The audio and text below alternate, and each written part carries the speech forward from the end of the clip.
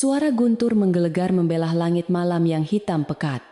Seolah menjadi pertanda buruk bagi nasib malang yang sedang menimpa Ratna di dalam rumah mewah bergaya minimalis itu.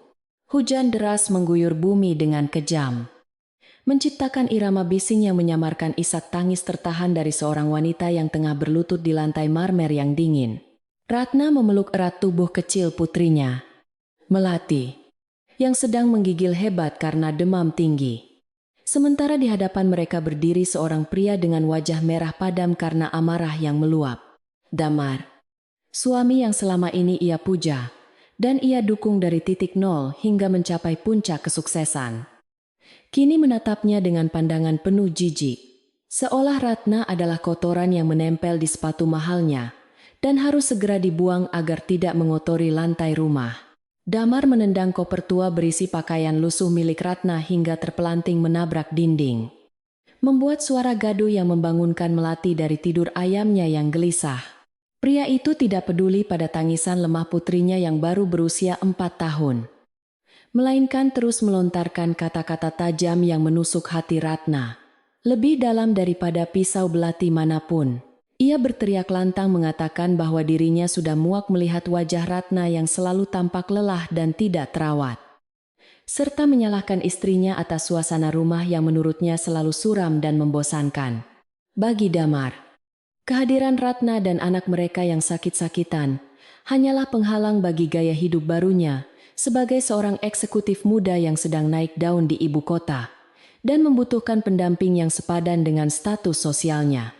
Di samping Damar, berdiri seorang wanita cantik dengan gaun merah, menyala yang memeluk lengan pria itu dengan posesif dan senyum kemenangan tersungging di bibir merahnya yang merekah. Elina, sahabat terbaik Ratna sejak masa kuliah yang selalu ia percayai dengan sepenuh hati, kini berdiri di sana sebagai pengkhianat yang telah merebut segalanya tanpa rasa bersalah sedikit pun. Ratna menatap Elina dengan tatapan tidak percaya, mencoba mencari sisa-sisa persahabatan mereka di mata wanita itu. Namun yang ia temukan hanyalah kehampaan dan kesombongan yang membeku. Elina justru mempererat pelukannya pada Damar dan berbisik manja bahwa rumah ini akan terasa jauh lebih lega dan nyaman jika sampah masa lalu Damar segera disingkirkan malam ini juga tanpa menunda waktu lagi. Ratna mencoba mengumpulkan sisa tenaganya untuk berbicara. Meskipun tenggorokannya terasa tercekat oleh rasa sakit yang luar biasa, dan air mata yang terus mengalir tanpa henti membasahi pipinya yang tirus. Dengan suara serak dan bergetar, ia memohon kepada Damar untuk memberikan waktu, setidaknya sampai hujan reda atau sampai demam Melati turun sedikit demi keselamatan anak mereka. Ia mengingatkan Damar bahwa di dalam rahimnya, kini sedang tumbuh benih cinta mereka yang kedua. Seorang bayi yang tidak berdosa yang membutuhkan perlindungan ayahnya dari kerasnya dunia luar. Namun, pengakuan tentang kehamilannya itu justru membuat ekspresi wajah Damar semakin mengeras dan tatapannya menjadi semakin dingin, seolah tidak ada lagi sisa kemanusiaan di dalam hatinya yang telah tertutup oleh ambisi. Damar tertawa sinis mendengar permohonan istrinya. Sebuah tawa yang terdengar sangat asing dan menakutkan bagi Ratna yang dulu mengenal suaminya sebagai pria yang lembut dan penyayang. Ia melangkah mendekat dan mencengkeram dagu Ratna dengan kasar, memaksanya untuk menatap langsung ke dalam matanya yang penuh kebencian dan penghinaan. Damar mengatakan bahwa kehamilan itu hanyalah taktik murahan Ratna untuk mengikatnya lebih lama dalam pernikahan yang sudah tidak memiliki rasa cinta. Dan ia tidak akan terjebak dalam permainan emosional itu lagi. Dengan nada tegas, ia menyatakan bahwa surat cerai akan segera dikirimkan oleh pengacaranya besok pagi. Dan malam ini juga Ratna harus angkat kaki dari rumah yang sertifikatnya sudah ia balik nama menjadi milik dirinya dan Elina sepenuhnya. Elina melangkah maju dengan anggun. Suara hak tinggi sepatunya beradu dengan lantai marmer, menciptakan gema yang menyakitkan di telinga Ratna yang sedang berjuang menahan pusing. Wanita itu berjongkok sedikit, bukan untuk membantu, melainkan untuk membisikkan kalimat racun tepat di telinga Ratna, agar tidak didengar oleh Melati yang sedang merintih kesakitan. Elina mengatakan bahwa Ratna seharusnya sadar diri sejak awal karena seorang wanita yang hanya bisa mengurus dapur dan anak tidak akan pernah pantas mendampingi pria hebat seperti Damar di dunia bisnis yang kejam. Ia dengan bangga mengakui bahwa hubungan gelap mereka sudah terjalin selama setahun terakhir. Tepat di bawah hidung Ratna yang terlalu sibuk mengurus rumah tangga dan terlalu bodoh untuk menyadari perubahan sikap suaminya. Ratna merasakan dunianya runtuh seketika mendengar pengakuan itu. Menyadari bahwa semua kebaikan dan perhatian Elina selama ini hanyalah sandiwara untuk menutupi perselingkuhan busuk mereka. Ia teringat bagaimana Elina sering datang berkunjung membawakan hadiah untuk Melati. Sementara di belakangnya ia sedang merencanakan kehancuran keluarga kecil ini dengan sangat rapi dan terencana. Rasa sakit akibat pengkhianatan ganda ini jauh lebih menyakitkan daripada kemiskinan yang mungkin akan ia hadapi setelah ini. Karena dua orang yang paling ia cintai dan percayai telah bersekongkol untuk menikamnya dari belakang. Ratna memeluk Melati semakin erat, berusaha melindungi putrinya dari aura jahat yang memancar dari dua manusia yang kini berdiri menjulang di hadapan mereka, seperti raksasa yang siap menginjak semut kecil. Tanpa peringatan lebih lanjut, Damar menarik lengan Ratna dengan kasar, memaksanya berdiri dan menyeretnya menuju pintu utama yang terbuka lebar, menampilkan kegelapan malam yang mengerikan. Ratna berusaha mempertahankan keseimbangannya agar tidak menjatuhkan Melati yang ada dalam gendongannya. Namun tenaga Damar jauh lebih besar dibandingkan tenaga wanita hamil yang sedang kelaparan itu. Damar mendorong tubuh Ratna keluar dari ambang pintu hingga ia terhuyung dan jatuh berlutut di atas paving blok halaman yang basah dan keras. Air hujan yang dingin langsung menyergap tubuh mereka, membasahi pakaian tipis Ratna, dan membuat Melati menjerit kaget karena sensasi dingin yang menusuk kulitnya yang sedang demam tinggi. Koper berisi pakaian Ratna dilemparkan menyusul keluar, mendarat di genangan air kotor dengan bunyi debam yang menyedihkan, menandakan akhir dari kehidupan pernikahannya di rumah mewah ini. Damar berdiri di ambang pintu, terlindung dari hujan, menatap mantan istrinya dengan tatapan yang menyiratkan kepuasan karena berhasil menyingkirkan beban hidupnya. Ia memperingatkan Ratna untuk tidak pernah mencoba kembali atau menghubungi mereka lagi. Karena jika itu terjadi, ia tidak akan segan-segan menggunakan kekuasaannya untuk membuat hidup Ratna semakin menderita di kota ini. Pintu kayu jati yang kokoh itu kemudian dibanting keras tepat di depan wajah Ratna. Diikuti suara kunci yang diputar, memisahkan dua dunia yang berbeda antara kehangatan di dalam dan kejamnya badai di luar. Kini Ratna benar-benar sendirian di tengah badai. Hanya ditemani oleh suara guntur dan tangisan Melati, yang semakin melemah karena kedinginan dan ketakutan yang luar biasa. Ia merangkak perlahan mendekati koper basahnya, berusaha mencari kain kering atau apapun yang bisa digunakan untuk menutupi tubuh Melati dari hujan yang semakin deras mengguyur tanpa ampun. Tidak ada tetangga yang keluar untuk menolong karena kompleks perumahan elit ini memiliki pagar tinggi dan penghuni yang individualis, membuat penderitaan Ratna tersembunyi sempurna di balik gerbang-gerbang besi yang megah. Ratna menyadari bahwa menangis dan meratapi nasib saat ini tidak akan mengubah apapun. Dan jika ia terus berdiam diri di sini, ia dan anak-anaknya bisa mati kedinginan sebelum fajar menyingsing. Dengan sisa tenaga yang dipaksakan, Ratna bangkit berdiri, menahan rasa nyeri yang menjalar di pinggang dan perut bawahnya akibat benturan saat jatuh tadi. Ia menggendong Melati di depan dada, mencoba menyalurkan panas tubuhnya sendiri kepada sang anak. Sementara tangan kirinya menyeret koper yang kini terasa sangat berat karena basah kuyup. Langkah kakinya terasa berat saat ia mulai berjalan meninggalkan pekarangan rumah yang pernah ia bangun dengan penuh cinta dan pengorbanan bersama Damar di masa-masa sulit mereka dulu. Setiap langkah yang ia ambil menjauh dari rumah itu adalah sebuah sobekan luka baru di hatinya. Namun sekaligus menjadi langkah awal dari perjalanan panjang yang belum ia ketahui ujungnya. Hujan badai seolah tidak mengizinkan Ratna untuk bernapas lega barang sejenak. Angin kencang menerpa wajahnya, membuat pandangannya kabur dan langkahnya semakin goyah tak tentu arah. Ia berjalan menyusuri trotoar jalan raya yang sepi, berharap menemukan halte bus atau emperan toko yang bisa memberikan sedikit perlindungan dari amukan cuaca malam ini. Pikiran Ratna berkecamuk antara rasa putus asa dan naluri bertahan hidup yang kuat sebagai seorang ibu yang tidak boleh menyerah demi nyawa yang ia bawa.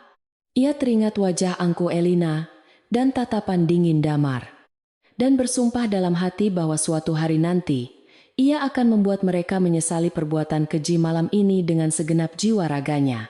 Setelah berjalan hampir 1 jam dengan tubuh yang menggigil hebat, Ratna akhirnya menemukan sebuah halte bus tua yang atapnya sedikit bocor, namun cukup untuk berteduh sementara. Ia meletakkan koper sebagai alas duduk dan membaringkan melati di pangkuannya. Memeriksa suhu tubuh anaknya yang semakin panas mengkhawatirkan. Ratna membuka koper dengan tangan gemetar, mencari pakaian yang paling kering untuk mengganti baju melati yang basah kuyup. Meskipun hampir semua isinya lembab terkena air hujan, ia melakukan semua itu dengan gerakan cepat dan efisien. Menekan rasa takutnya sendiri demi memberikan kenyamanan sekecil apapun bagi putri kecilnya yang kini mulai mengigau memanggil nama ayahnya. Duduk di halte yang gelap dan dingin itu, Ratna merenungkan kembali perjalanan hidupnya yang terasa seperti mimpi buruk yang menjadi kenyataan dalam sekejap mata. Ia ingat bagaimana ia rela berhenti kuliah dan bekerja serabutan demi membiayai modal usaha Damar saat pria itu baru merintis karirnya dan tidak memiliki apa-apa selain mimpi. Ia ingat bagaimana ia selalu menyisihkan makanan terbaik untuk Damar dan rela memakai baju bekas bertahun-tahun agar Damar bisa tampil layak saat bertemu klien penting. Semua pengorbanan itu kini dibalas dengan pengusiran yang sangat tidak manusiawi.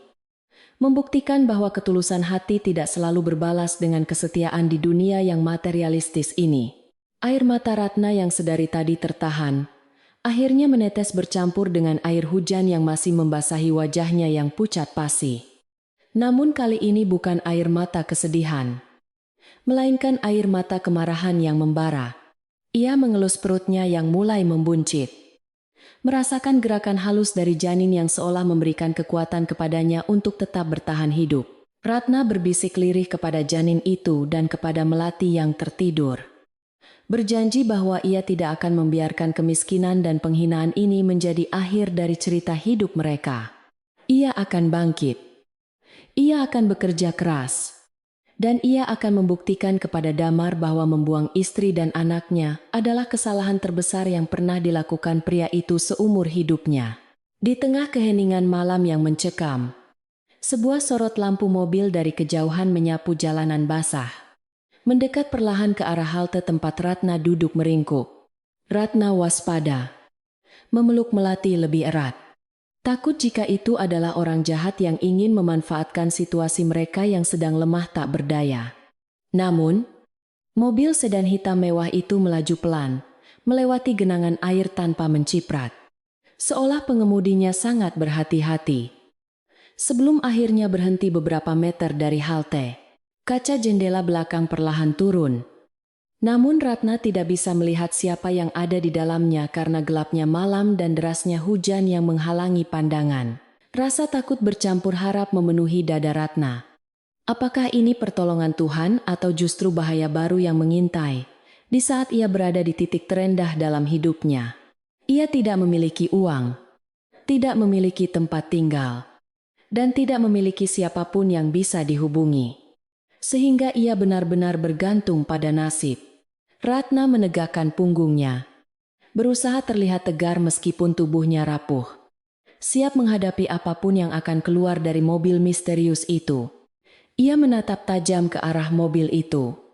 Matanya memancarkan tekad baja yang tidak pernah ia sadari sebelumnya. Tekad dari seorang wanita yang telah kehilangan segalanya, namun menolak untuk kalah oleh keadaan. Di dalam mobil mewah tersebut, seorang pria tua, berjas rapi, mengamati sosok Ratna dari balik kaca jendela yang gelap. Memegang sebuah foto usang yang wajahnya sangat mirip dengan wanita malang di halte itu. Pria itu menghela napas panjang, seolah baru saja menemukan harta karun yang telah lama hilang setelah pencarian bertahun-tahun yang melelahkan ke seluruh penjuru negeri. Ia memberi isyarat kepada sopir untuk mematikan mesin, namun belum memutuskan untuk turun. Masih ingin mengamati seberapa kuat mental wanita muda itu menghadapi ujian berat ini. Malam ini adalah awal dari badai besar dalam hidup Ratna. Namun ia tidak tahu bahwa badai ini juga yang akan membawanya menuju takdir yang jauh lebih tinggi dari apa yang pernah ia bayangkan. Pintu mobil sedan mewah yang berhenti di depan halte bus tua itu perlahan terbuka lebar. Menembus tirai hujan yang masih turun dengan derasnya mengguyur kota Jakarta yang kejam malam itu. Seorang pria parubaya dengan setelan jas hitam rapi yang tampak sangat kontras dengan lingkungan kumuh di sekitarnya melangkah keluar, sambil mengembangkan sebuah payung hitam besar yang kokoh. Ia berjalan dengan langkah tegap namun penuh kehati-hatian mendekati Ratna yang masih duduk, meringkuk memeluk putrinya yang sakit. Wajahnya memancarkan aura wibawa sekaligus kelembutan yang anehnya membuat Ratna merasa sedikit tenang, meski kewaspadaannya tetap tinggi. Pria itu tidak langsung berbicara, melainkan membungkukkan badannya sedikit sebagai tanda hormat yang sangat sopan. Sebuah gestur yang belum pernah Ratna terima, bahkan dari pelayan di rumah suaminya sendiri, selama bertahun-tahun ia menikah. Ratna memandang pria asing itu dengan tatapan penuh curiga, mengeratkan pelukannya pada tubuh melati yang panas membara. Siap untuk lari atau berteriak jika pria itu menunjukkan tanda-tanda ancaman sedikit saja.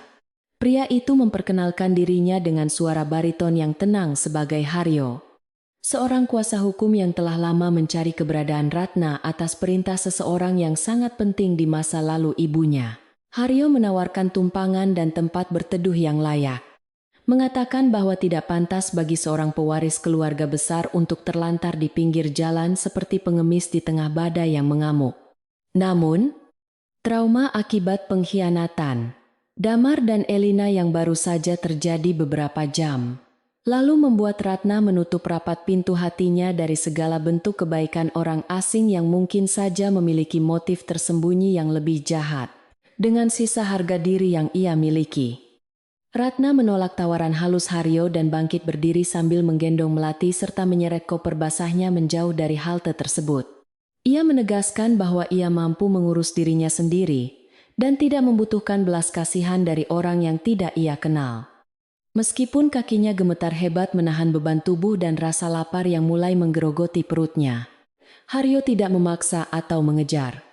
Ia hanya berdiri diam di bawah payungnya, menatap kepergian Ratna dengan pandangan sedih bercampur kagum akan keteguhan hati wanita muda itu.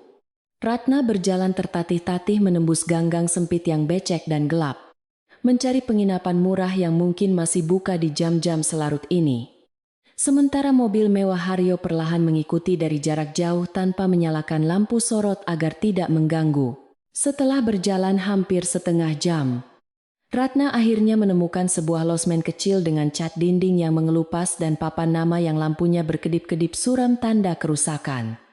Ia masuk ke dalam lobi yang pengap berbau rokok kretek, mengeluarkan sisa uang belanja terakhir yang ia sembunyikan di saku daster basahnya untuk membayar sewa kamar semalam. Penjaga losmen menatapnya dengan pandangan merendahkan, melihat penampilan Ratna yang kacau balau dan basah kuyup. Namun uang tunai yang diletakkan di meja membuat pria itu diam dan memberikan kunci kamar nomor 12 yang terletak di pojok belakang. Ratna menyeret langkahnya menuju kamar tersebut, mengabaikan tatapan mata para lelaki hidung belang yang sedang nongkrong di lorong losmen yang remang-remang dan penuh asap rokok. Kamar yang ia dapatkan sangat jauh dari kata layak, dengan kasur busa tipis yang berbau apek, dinding yang lembab berjamur, dan suara tetesan air dari atap yang bocor mengisi keheningan ruangan yang sempit itu.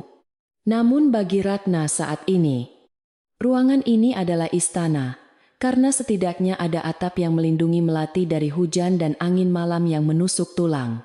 Ia segera meletakkan melati di atas kasur, mengganti kompres di dahi anaknya dengan kain seadanya, dan menyadari bahwa suhu tubuh melati semakin tinggi hingga anak itu mulai mengigau tidak jelas. Kepanikan mulai melanda hati Ratna saat menyadari ia tidak memiliki uang sepeser pun lagi untuk membeli obat penurun panas atau makanan untuk mengisi perut mereka yang kosong melompong sejak sore tadi. Ratna meraba lehernya dan menemukan sebuah kalung emas putih dengan liontin kecil berbentuk bunga melati. Satu-satunya perhiasan peninggalan almarhumah ibunya yang berhasil ia selamatkan dari tangan serakah Damar, karena selalu ia pakai di balik baju. Kalung itu adalah benda paling berharga yang ia miliki secara emosional. Sebuah kenangan akan kasih sayang ibunya yang telah tiada. Namun nyawa anaknya jauh lebih berharga daripada benda mati manapun di dunia ini. Dengan air mata yang kembali mengalir deras membasahi pipi, Ratna melepas kalung itu, mencium liontinnya untuk terakhir kali sebagai tanda perpisahan, dan bertekad untuk menjualnya demi menyelamatkan nyawa Melati. Ia menitipkan Melati sebentar kepada ibu pemilik warung di depan losmen yang tampak baik hati. Lalu berlari menerobos hujan menuju toko emas atau pegadaian yang mungkin masih buka di pasar malam terdekat. Dunia seakan benar-benar menguji batas kesabaran Ratna ketika pemilik toko emas pinggir jalan menawar kalung berharganya dengan harga yang sangat rendah, jauh di bawah nilai sebenarnya. Memanfaatkan situasi Ratna yang terlihat sangat butuh uang cepat, Ratna mencoba menawar, memohon pengertian pedagang itu, bahwa kalung itu adalah emas murni, dan ia sangat membutuhkan uang untuk obat anaknya yang sedang sakit parah. Namun pedagang itu tetap bergeming dengan wajah datar tanpa empati, mengatakan bahwa itu adalah tawaran terakhir atau Ratna bisa mencari tempat lain. Padahal hari sudah semakin larut, dan toko lain sudah tutup. Dengan hati hancur berkeping-keping, Ratna terpaksa menerima uang yang tidak seberapa itu. Merelakan kenangan ibunya ditukar dengan lembaran rupiah, demi bertahan hidup 1 atau 2 hari lagi. Sekembalinya ke losmen dengan obat dan sebungkus nasi rames, Ratna menyuapi Melati dengan telaten meskipun anaknya hanya bisa menelan beberapa suap sebelum kembali tertidur karena pengaruh obat. Ratna makan sisa nasi tersebut dengan lahap sambil menangis dalam diam, meratapi nasibnya yang berubah drastis dari seorang istri pengusaha menjadi penghuni losmen kumuh dalam hitungan jam. Ia merasa gagal sebagai seorang ibu dan istri. Merasa bodoh karena telah mempercayai Damar dan Elina begitu saja. Dan merasa takut akan masa depan janin yang ada dalam kandungannya. Malam itu berlalu dengan sangat lambat, diiringi suara tikus yang berlarian di plafon dan keributan dari kamar sebelah. Sementara Ratna terjaga semalaman menjaga Melati, seperti induk harimau yang terluka menjaga anaknya. Keesokan paginya, suasana di sekitar losmen kumuh itu mendadak gempar, ketika deretan mobil mewah berwarna hitam mengkilap memasuki gang sempit yang biasanya hanya dilewati sepeda motor dan gerobak sampah. Warga sekitar berkerumun menonton dengan rasa ingin tahu yang besar. Bertanya-tanya siapa gerangan pejabat atau orang kaya yang sudi mampir ke tempat kotor seperti ini. Mobil-mobil itu berhenti tepat di depan losmen, dan puluhan pria berbadan tegap dengan setelan jas rapi turun membentuk barisan pengamanan, menciptakan koridor jalan menuju pintu masuk losmen. Haryo, pria yang semalam menemui Ratna di halte, keluar dari mobil paling tengah dengan membawa sebuah tas kerja kulit yang tampak sangat mahal dan berjalan masuk dengan langkah pasti menuju kamar nomor 12. Ratna yang baru saja selesai memandikan Melati dengan air dingin di kamar mandi umum terkejut. Bukan main mendengar ketukan pintu yang sopan, namun tegas. Berbeda dengan cara penjaga losmen mengetuk pintu biasanya. Ketika ia membuka pintu dengan hati berdebar, ia mendapati Haryo berdiri di sana.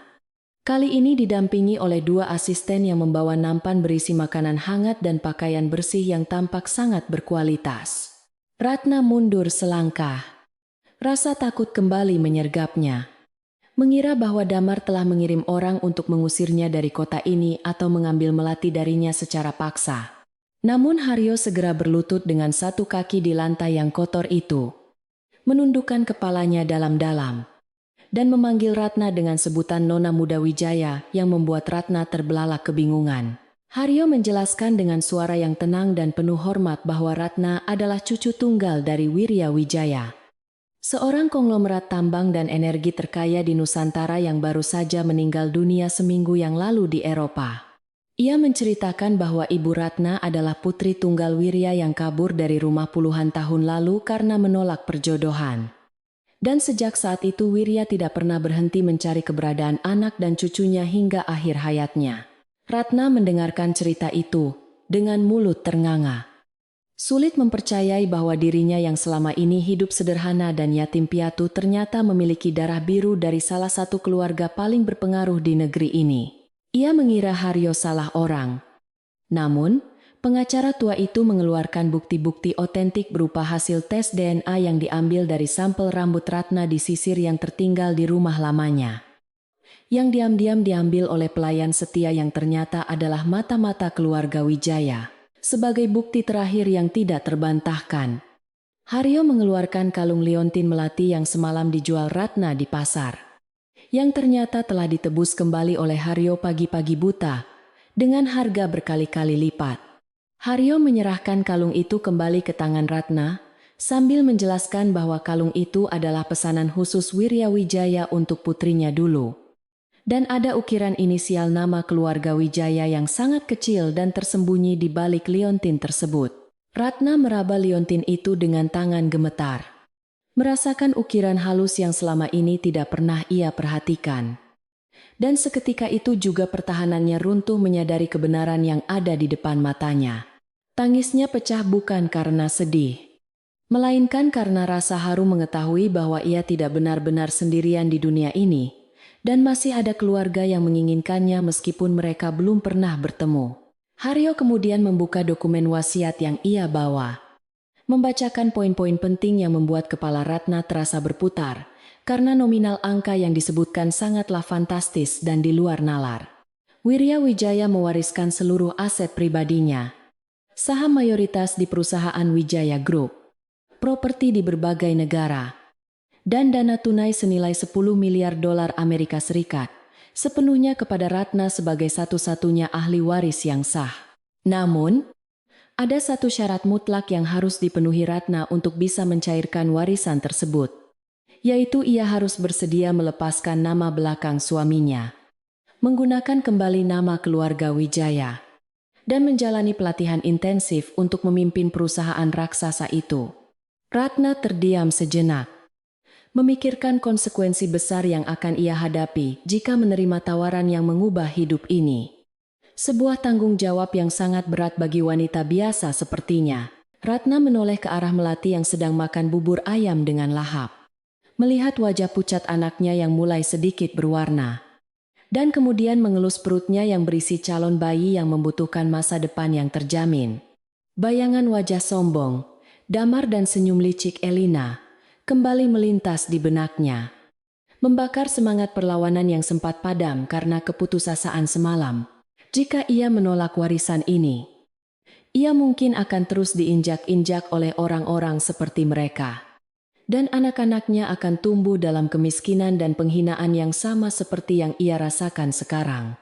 Demi anak-anaknya, dan demi harga dirinya yang telah diinjak-injak, Ratna membulatkan tekad untuk mengambil kesempatan emas ini dan mengubah takdirnya dengan tangannya sendiri. Dengan tatapan mata yang kini berubah tajam dan penuh determinasi, Ratna mengambil pena emas yang disodorkan oleh Haryo dan menandatangani dokumen pengalihan hak waris tersebut tanpa ragu sedikit pun. Detik itu juga, Ratna yang lemah dan cengeng telah mati di kamar losmen kumuh itu, digantikan oleh Sofia Wijaya. Seorang wanita pewaris tahta bisnis yang siap mengguncang dunia dan menghancurkan musuh-musuhnya. Haryo tersenyum puas melihat perubahan aura majikan barunya. Segera memerintahkan para asisten untuk membantu mengemasi barang-barang Ratna yang tidak seberapa dan membawa Melati ke mobil dengan pengawalan ketat. Ratna melangkah keluar dari losmen dengan kepala tegak, meninggalkan masa lalu kelamnya di belakang. Disambut oleh puluhan pengawal yang membungkuk hormat padanya di sepanjang jalan menuju mobil. Di dalam mobil mewah yang kedap suara dan sangat nyaman itu, Ratna yang kini telah menjadi Sofia duduk, sambil memandang jalanan Jakarta yang mulai sibuk melalui kaca jendela yang gelap. Ia berjanji pada dirinya sendiri bahwa ia tidak akan menyia-nyiakan kekuasaan dan kekayaan yang baru saja ia dapatkan ini hanya untuk kesenangan semata. Ia akan belajar. Ia akan berlatih, dan ia akan menjadi sosok yang jauh lebih kuat dan lebih hebat daripada Damar atau siapapun yang pernah meremehkannya. Perjalanan menuju balas dendam yang elegan baru saja dimulai. Dan Sofia bersumpah akan membuat Damar berlutut memohon ampun di kakinya suatu hari nanti. Saat ia telah siap untuk kembali menampakkan dirinya di hadapan dunia. Konvoi mobil mewah itu melaju membelah kemacetan ibu kota dengan iring-iringan pengawal, membawa Sofia menuju bandara pribadi di mana sebuah pesawat jet telah menunggu untuk membawanya ke pusat pelatihan keluarga Wijaya di luar negeri. Di sana, ia akan ditempa, dididik, dan diubah dari seorang ibu rumah tangga biasa menjadi seorang ratu bisnis yang tak terkalahkan dalam kurun waktu 3 tahun ke depan. Sementara itu, di kejauhan, Damar dan Elina sedang merayakan kemenangan mereka dengan pesta mewah. Tidak menyadari bahwa badai sesungguhnya sedang terbentuk dan akan segera datang menghancurkan istana pasir yang mereka bangun di atas penderitaan orang lain. Takdir telah berputar. Dan roda kehidupan yang kejam itu, kini mulai bergerak ke arah yang berlawanan bagi mereka yang telah berbuat zalim. 3 tahun telah berlalu sejak malam badai yang mengubah takdir seorang wanita malang di pinggiran Jakarta.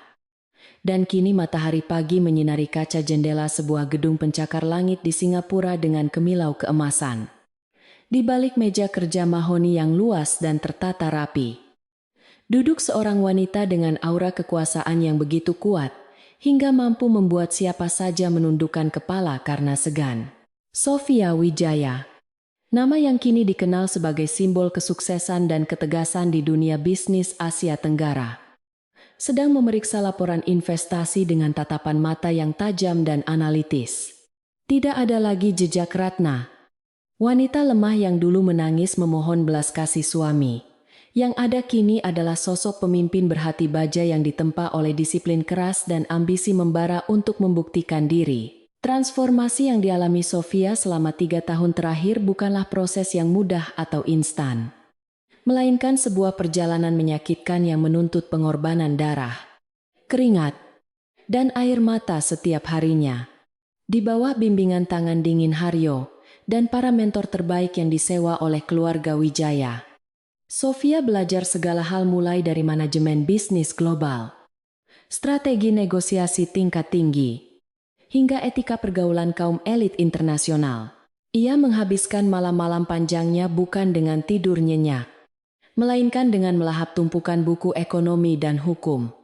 Memaksa otaknya untuk menyerap ilmu sebanyak mungkin demi mengejar ketertinggalan.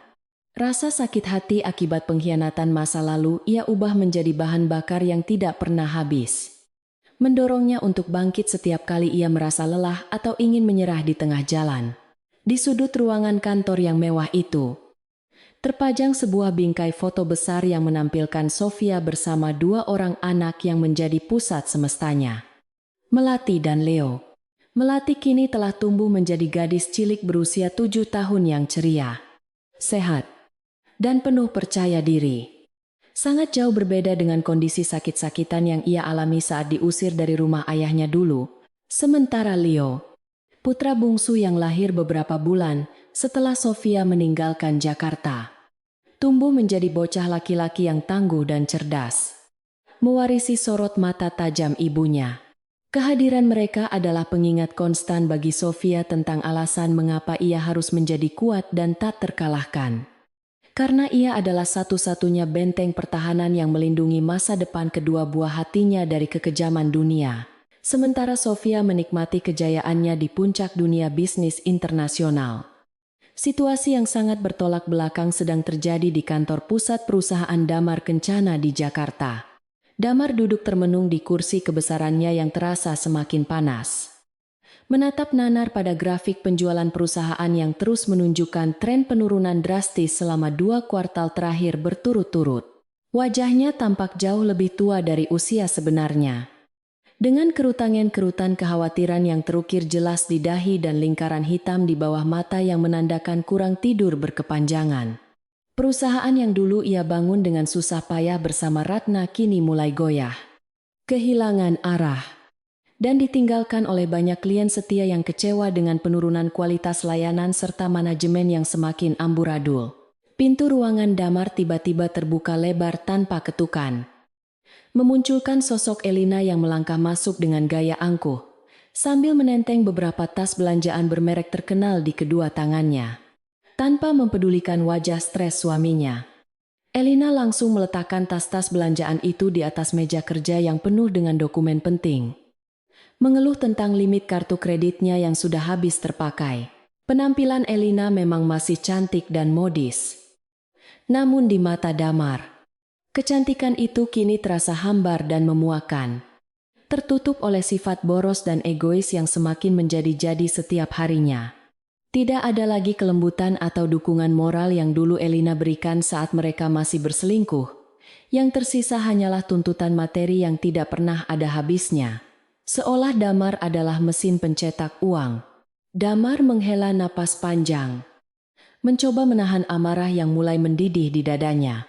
Melihat ketidakpedulian istrinya terhadap kondisi perusahaan yang sedang kritis, ia mencoba menjelaskan kepada Elina bahwa keuangan perusahaan sedang dalam masalah besar dan mereka harus mulai berhemat jika tidak ingin gulung tikar dalam waktu dekat. Namun, Elina justru menanggapi peringatan itu dengan cibiran sinis. Menuduh Damar tidak becus mencari uang dan membandingkannya dengan suami teman-teman sosialitanya yang selalu memanjakan istri dengan kemewahan. Pertengkaran hebat pun tak terelakkan. Suara teriakan mereka menggema hingga keluar ruangan. Menjadi tontonan gratis bagi para karyawan yang berbisik-bisik prihatin, sekaligus senang melihat karma yang menimpa bos mereka. Dalam keheningan setelah Elina pergi dengan membanting pintu, Damar mendapati dirinya merindukan sosok Ratna. Istri pertamanya yang dulu selalu sabar, mendengarkan keluh kesahnya dan memberikannya solusi bijak. Ia teringat bagaimana Ratna selalu menyiapkan kopi hangat di meja kerjanya tanpa diminta. Memijat bahunya saat ia lelah. Dan tidak pernah menuntut barang-barang mewah meski hidup mereka pas-pasan. Rasa penyesalan mulai menyusup perlahan ke dalam hati Damar. Namun egonya yang terlalu tinggi, segera menepis perasaan itu. Meyakinkan dirinya sendiri bahwa ia tidak mungkin salah memilih Elina. Ia meyakinkan dirinya bahwa ini hanyalah badai sementara dalam bisnis. Dan ia pasti bisa mengatasinya seperti ia mengatasi berbagai rintangan di masa lalu. Tanpa menyadari bahwa kali ini, lawan yang ia hadapi tidak terlihat. Kembali ke Singapura. Haryo melangkah masuk ke ruangan Sofia dengan membawa sebuah tablet yang menampilkan data pergerakan saham di Bursa Efek Jakarta yang sedang bergejolak hari ini. Dengan senyum tipis penuh arti, ia melaporkan bahwa proses akuisisi saham minoritas perusahaan Damar Kencana melalui berbagai perusahaan cangkang telah berjalan mulus sesuai rencana tanpa menimbulkan kecurigaan.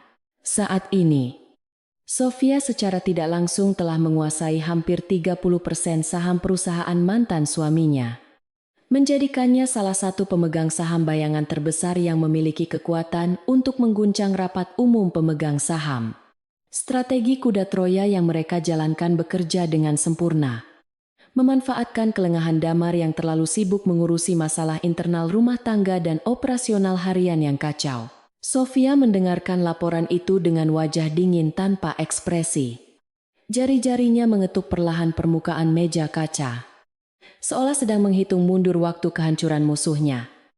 Ia tidak terburu-buru untuk menghabisi Damar, karena ia ingin pria itu merasakan terlebih dahulu bagaimana rasanya berada di ujung tanduk, dihantui oleh ketakutan dan ketidakpastian setiap saat. Sofia ingin Damar merasakan keputusasaan yang sama seperti yang ia rasakan saat diusir di tengah hujan badai. Merasakan betapa tidak berdayanya diri ketika dunia berbalik melawannya. Ini bukan sekadar balas dendam emosional. Ini adalah eksekusi keadilan yang terencana dengan sangat matang dan sistematis, di mana setiap langkah lawan sudah diperhitungkan dalam skenario besarnya. Haryo kemudian menyampaikan informasi intelijen terbaru bahwa Damar sedang mati-matian mencari investor baru untuk menyuntikkan dana segar guna menyelamatkan arus kas perusahaannya yang sekarat. Beberapa bank besar telah menolak pengajuan pinjaman Damar karena rasio utang perusahaannya yang sudah terlalu tinggi dan prospek bisnis yang dinilai suram oleh para analis keuangan. Ini adalah celah yang telah ditunggu-tunggu oleh Sofia. Sebuah pintu masuk yang terbuka lebar baginya untuk kembali ke Jakarta bukan sebagai mantan istri yang terbuang, melainkan sebagai dewi penyelamat palsu. Ia memerintahkan Haryo untuk mempersiapkan jet pribadi dan mengatur pertemuan kebetulan di sebuah acara gala bisnis bergengsi yang akan dihadiri oleh seluruh elit pengusaha di Jakarta minggu depan. Persiapan kepulangan Sofia ke tanah air dilakukan dengan sangat detail dan rahasia. Memastikan tidak ada satupun media yang mengendus identitas aslinya sebelum waktunya tiba untuk diungkap. Ia mengubah gaya rambutnya, cara berjalannya, hingga aksen bicaranya, menciptakan persona Sofia Wijaya yang benar-benar baru dan asing bagi siapapun yang pernah mengenal Ratna. Lemari pakaiannya kini dipenuhi dengan gaun-gaun rancangan desainer ternama dunia yang harganya bisa membeli sebuah rumah sederhana. Perhiasan berlian yang menyilaukan mata, dan sepatu hak tinggi yang melambangkan status sosialnya yang tak tersentuh. Sofia menatap cermin besar di kamarnya, melihat pantulan seorang wanita yang sempurna secara fisik, namun memiliki hati yang telah membeku. Siap untuk memainkan peran utama dalam sandiwara pembalasan ini. Sementara itu, di kediaman Damar, suasana rumah terasa semakin suram dan mencekam meskipun lampu kristal mahal menggantung megah di langit-langit ruang tamu yang luas. Elina semakin sering pulang larut malam dalam keadaan mabuk, menghabiskan waktu berpesta dengan teman-temannya untuk melupakan masalah keuangan yang mulai membatasi gaya hidup hedonisnya. Ia mulai menjual diam-diam beberapa tas dan perhiasan pemberian Damar untuk menutupi hutang judinya. Sebuah rahasia gelap yang jika diketahui, Damar pasti akan memicu perang dunia ketiga di rumah itu. Ketidakharmonisan ini menjadi racun yang perlahan membunuh sisa-sisa cinta yang mungkin pernah ada di antara mereka. Membuktikan bahwa hubungan yang dibangun di atas pengkhianatan tidak akan pernah kokoh. Di kantornya yang sepi di malam hari, Damar termenung memandang foto pernikahannya dengan Elina yang terpajang di dinding. Merasa asing dengan senyum bahagia yang terekam dalam gambar tersebut. Ia merasa terjebak dalam sangkar emas yang ia buat sendiri. Terikat pada wanita yang ternyata hanya mencintai dompetnya. Dan kehilangan wanita yang tulus mencintai jiwanya. Rasa frustrasi membuatnya membanting gelas whisky ke lantai, hingga pecah berkeping-keping. Sebuah simbol dari hancurnya impian dan harga dirinya sebagai seorang laki-laki. Ia membutuhkan keajaiban. Ia membutuhkan seseorang yang bisa menyelamatkannya dari lubang kehancuran ini. Tanpa tahu bahwa penyelamat itu sedang terbang menuju Jakarta dengan membawa pedang keadilan di tangannya. Pesawat jet pribadi Gulfstream G650 milik keluarga Wijaya mendarat mulus di landasan pacu khusus Bandara Halim Perdana Kusuma.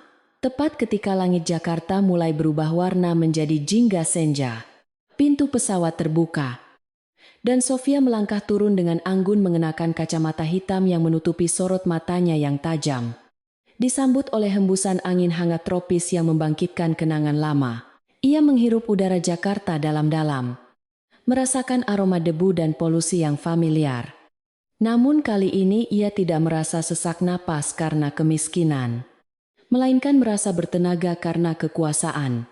Di belakangnya, para pengawal dan asisten pribadi berbaris rapi membawa barang-barang, siap melayani setiap perintah ratu mereka dalam misi penaklukan kota metropolitan ini. Iring-iringan mobil hitam kembali membelah jalanan Jakarta, membawa Sofia menuju sebuah penthouse mewah di pusat kota yang telah disiapkan sebagai markas besar operasinya selama berada di Indonesia.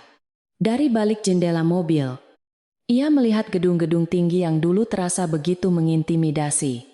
Kini tampak kecil dan bisa ia genggam dalam telapak tangannya.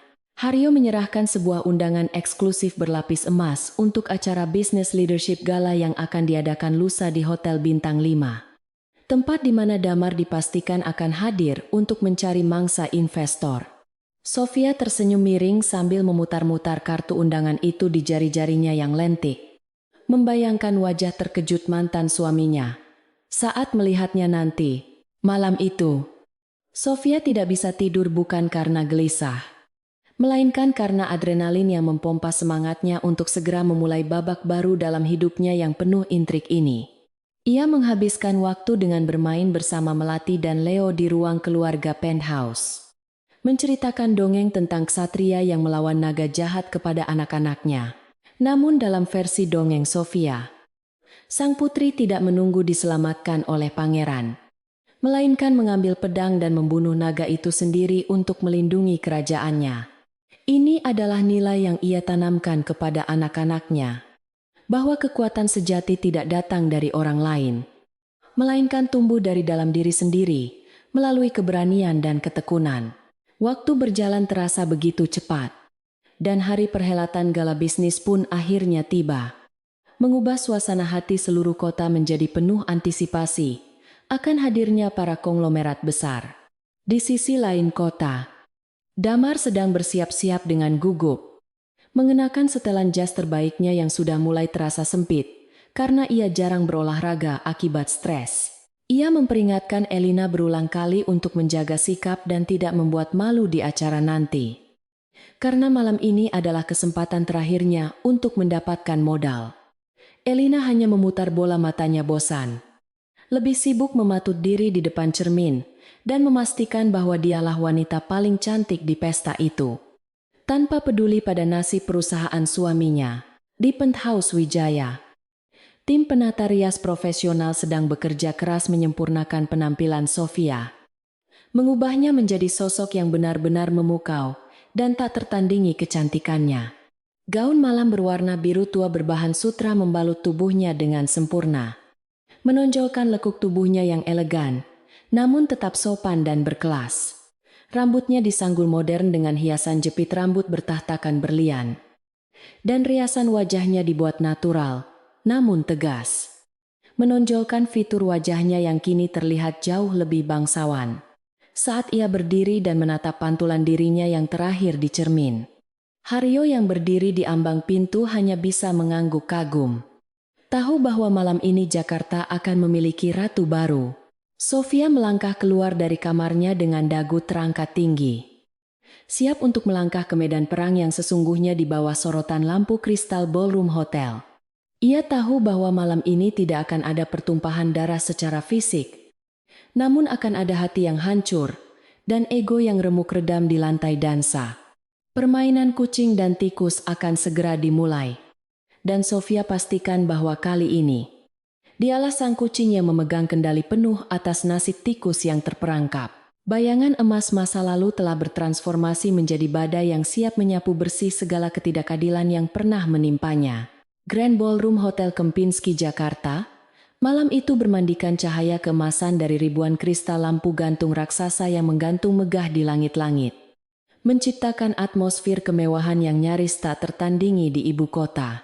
Para pelayan berseragam rapi berlalu lalang dengan nampan perak berisi gelas-gelas sampanye mahal, melayani ratusan tamu undangan yang terdiri dari para konglomerat, pejabat tinggi negara, dan selebritas papan atas yang hadir dalam acara bisnis leadership gala tahunan ini. Udara di dalam ruangan terasa sejuk dan beraroma bunga segar yang didatangkan langsung dari Belanda. Namun bagi Damar, udara itu terasa menyesakan dan mencekik lehernya yang terbalut dasi sutra Italia. Ia berdiri di pinggiran kerumunan sambil memegang gelas minuman yang sudah menghangat di tangannya. Matanya bergerak liar, memindai setiap wajah yang hadir, mencari sosok investor potensial yang bisa ia bujuk untuk menyelamatkan perusahaannya yang sedang berada di ujung tanduk kehancuran. Di sampingnya, Elina sibuk mengeluh tentang betapa membosankannya acara ini karena tidak ada musik dansa yang keras, sambil sesekali memamerkan cincin berlian barunya kepada siapa saja yang mau melihat. Meskipun cincin itu dibeli dengan kartu kredit yang tagihannya sudah menumpuk setinggi gunung. Damar menatap istrinya dengan perasaan campur aduk antara kesal dan muak, menyadari betapa dangkalnya wanita yang dulu ia anggap sebagai belahan jiwanya itu. Terutama di saat krisis seperti sekarang di mana ia membutuhkan dukungan moral, bukan rengekan manja.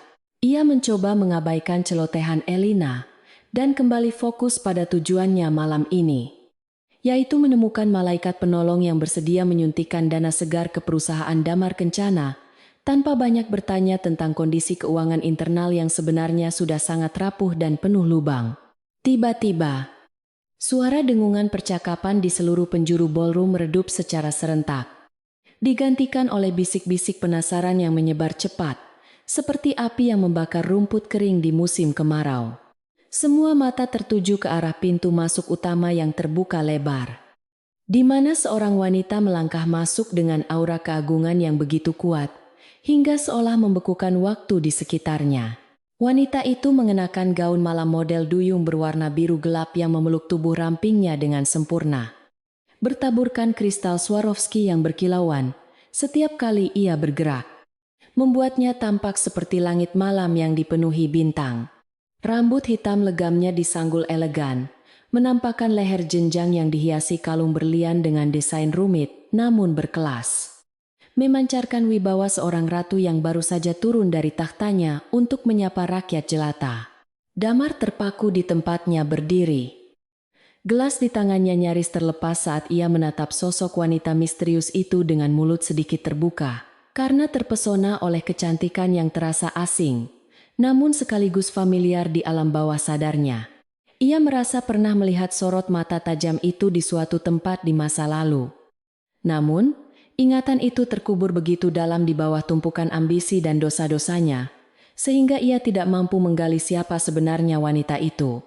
Wanita itu berjalan didampingi oleh Haryo dan beberapa pengawal asing berbadan tegap, membelah kerumunan tamu yang dengan sendirinya menepi memberi jalan. Seolah-olah mereka sadar bahwa mereka sedang berhadapan dengan kekuatan yang jauh di atas level mereka. Haryo, pengacara senior yang disegani, tampak membungkuk hormat setiap kali wanita itu berbicara, menandakan bahwa status wanita tersebut jauh lebih tinggi daripada sekadar klien biasa. Elina menyenggol lengan Damar dengan kasar, membuyarkan lamunannya, dan bertanya dengan nada cemburu, siapa wanita sok pamer yang baru saja masuk dan berhasil mencuri perhatian seluruh ruangan itu? Damar tidak menjawab. Ia justru melangkah maju seperti orang yang terkena hipnotis, mengikuti nalurinya untuk mendekati sumber gravitasi baru di ruangan itu, meninggalkan Elina yang menghentakkan kakinya kesal di belakang. Ia mendengar pembawa acara mengumumkan kedatangan tamu kehormatan malam ini, Ibu Sofia Wijaya, Presiden Direktur Wijaya Global Investment yang berbasis di Singapura dan London. Nama Wijaya membuat jantung Damar berdegup kencang. Karena itu adalah nama keluarga konglomerat legendaris yang konon memiliki kekayaan tak terbatas.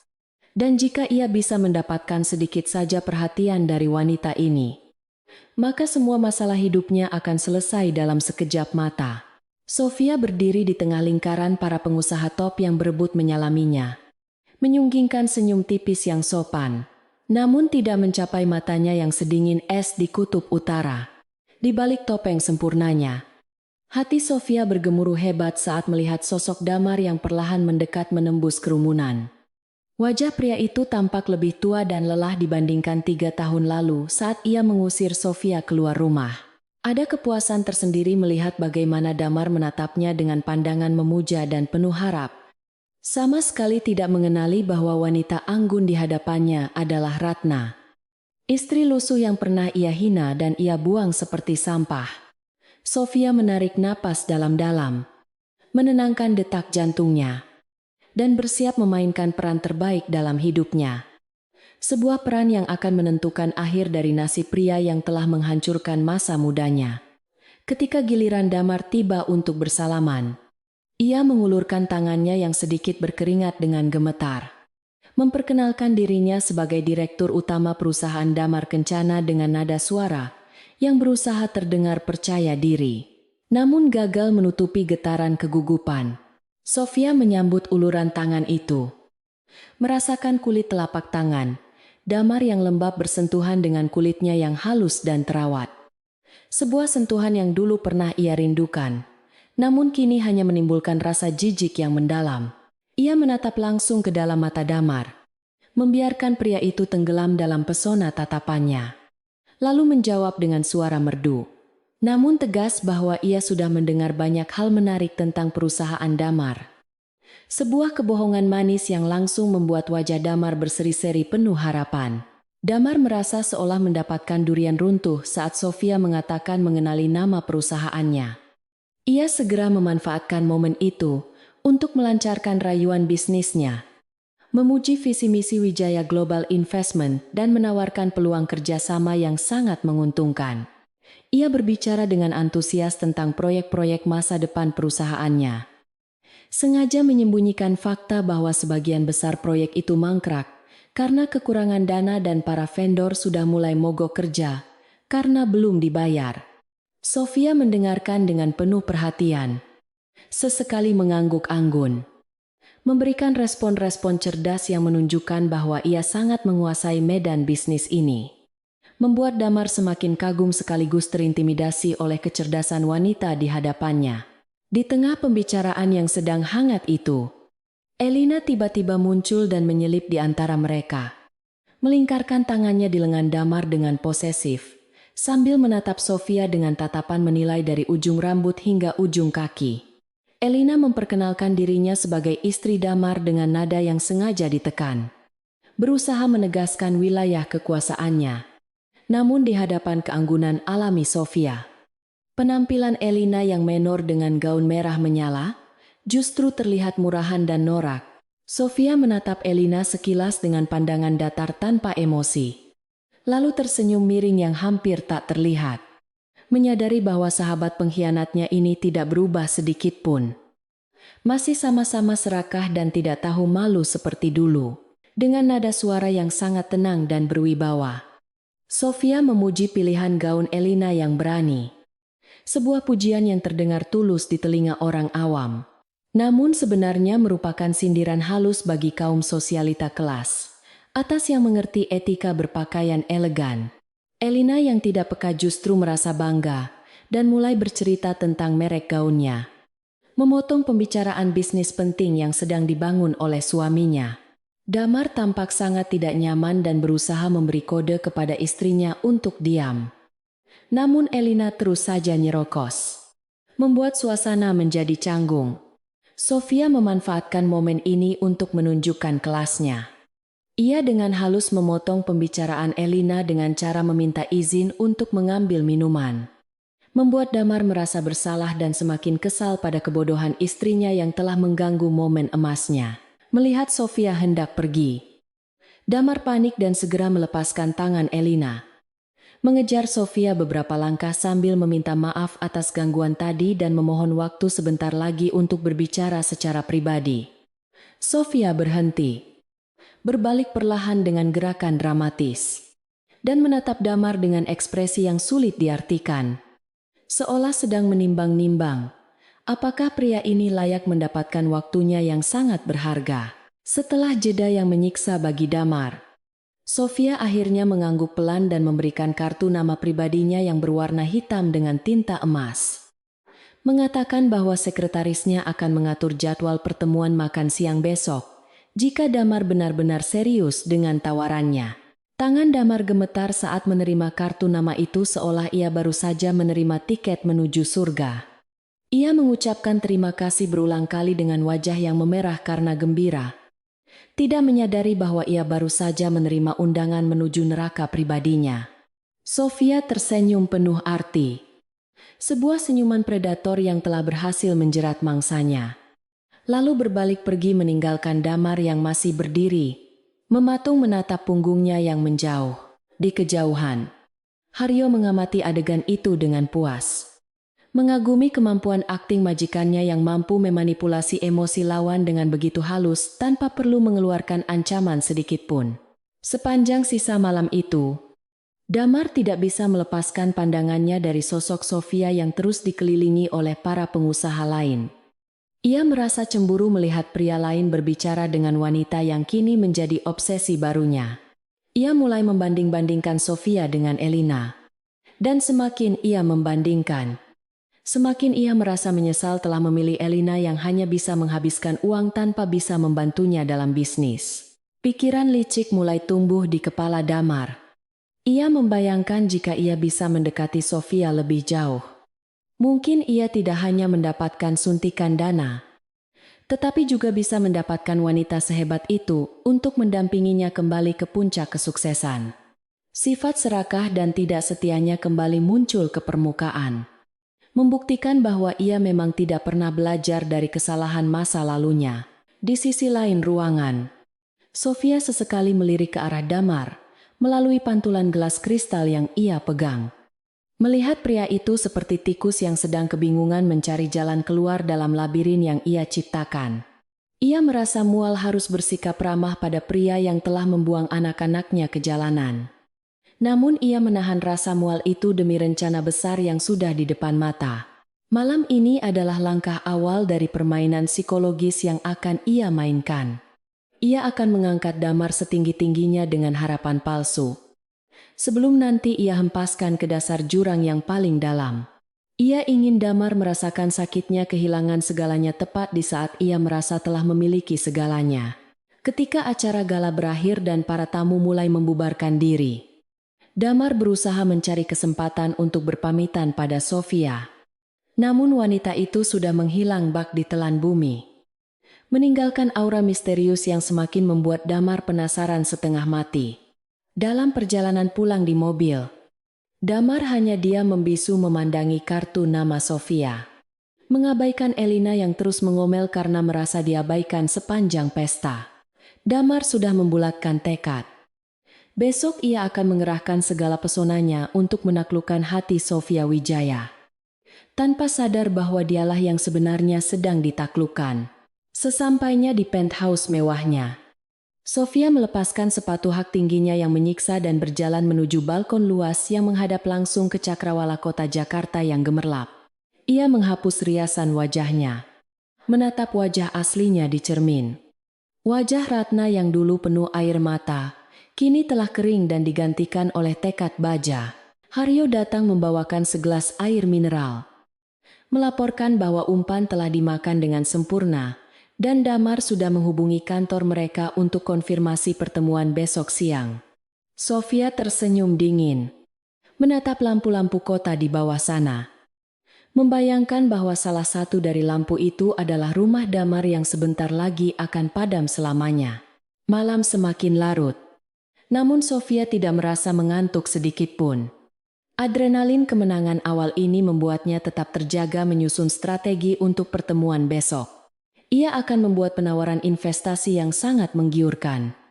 Sebuah jebakan finansial yang dikemas dalam kertas kado indah yang tidak akan mungkin ditolak oleh orang yang sedang terdesak seperti Damar.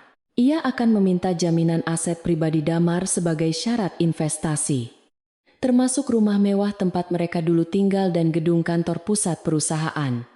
Dengan dalih prosedur standar keamanan investasi internasional, Damar yang buta karena keserakahan pasti akan setuju. Dan saat itulah Sofia akan memiliki kendali penuh atas hidup matanya pria itu. Sementara itu di kamar tidurnya, Damar gelisah tidak bisa tidur.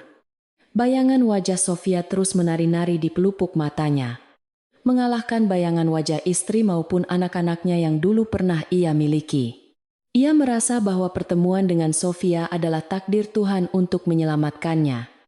Sebuah delusi yang menyedihkan bagi seorang pria yang telah lama meninggalkan Tuhan demi harta duniawi.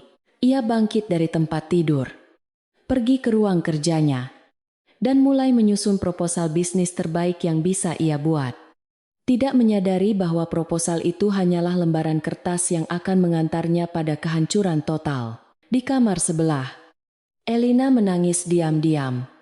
Bukan karena sedih melihat suaminya stres, melainkan karena naluri wanitanya yang tajam, merasakan ada bahaya besar yang datang dari sosok Sofia Wijaya. Ia merasa terancam posisinya. Takut jika Damar berpaling pada wanita kaya itu, dan membuangnya seperti Damar membuang Ratna dulu.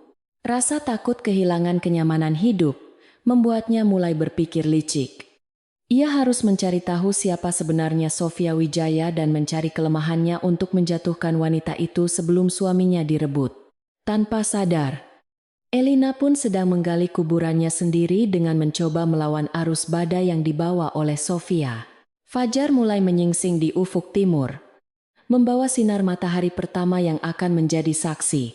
Dimulainya babak baru yang lebih kejam dalam drama kehidupan mereka. Sofia berdiri tegak menyambut pagi, siap melangkah ke medan perang. Pertemuan bisnis nanti siang dengan persiapan matang dan hati yang telah tertutup rapat bagi rasa belas kasihan. Hari ini adalah hari di mana jerat akan dikencangkan, dan mangsa akan mulai tercekik perlahan oleh ambisinya sendiri. Suasana di dalam ruang privat restoran Prancis bintang 5 itu terasa begitu hening dan intim. Hanya terdengar denting halus, garpu perak yang beradu dengan piring porselen, serta alunan musik klasik yang mengalun samar dari kejauhan. Sofia duduk dengan postur tubuh tegak, namun rileks di seberang Damar. Menyesap anggur merah vintage dengan gerakan yang begitu anggun, seolah ia terlahir di tengah kemewahan aristokrat Eropa. Di atas meja yang beralaskan taplak linen putih bersih, tergeletak sebuah dokumen tebal, bersampul kulit hitam yang menjadi pusat perhatian Damar sejak 10 menit yang lalu. Dokumen itu adalah proposal investasi senilai triliunan rupiah yang ditawarkan oleh Wijaya Global Investment. Sebuah angka fantastis yang mampu menyelamatkan perusahaan Damar dari kebangkrutan, sekaligus melambungkan namanya kembali ke jajaran elit bisnis nasional dalam sekejap mata. Damar membalik halaman demi halaman kontrak tersebut dengan tangan yang sedikit gemetar karena kegembiraan yang meluap-luap. Matanya berbinar menatap deretan angka 0 yang tertera di sana, seolah sedang menatap tiket emas menuju keabadian. Ia begitu terbutakan oleh jumlah dana segar yang akan disuntikan, sehingga ia mengabaikan beberapa pasal krusial yang tertulis dengan huruf kecil di bagian lampiran mengenai jaminan aset.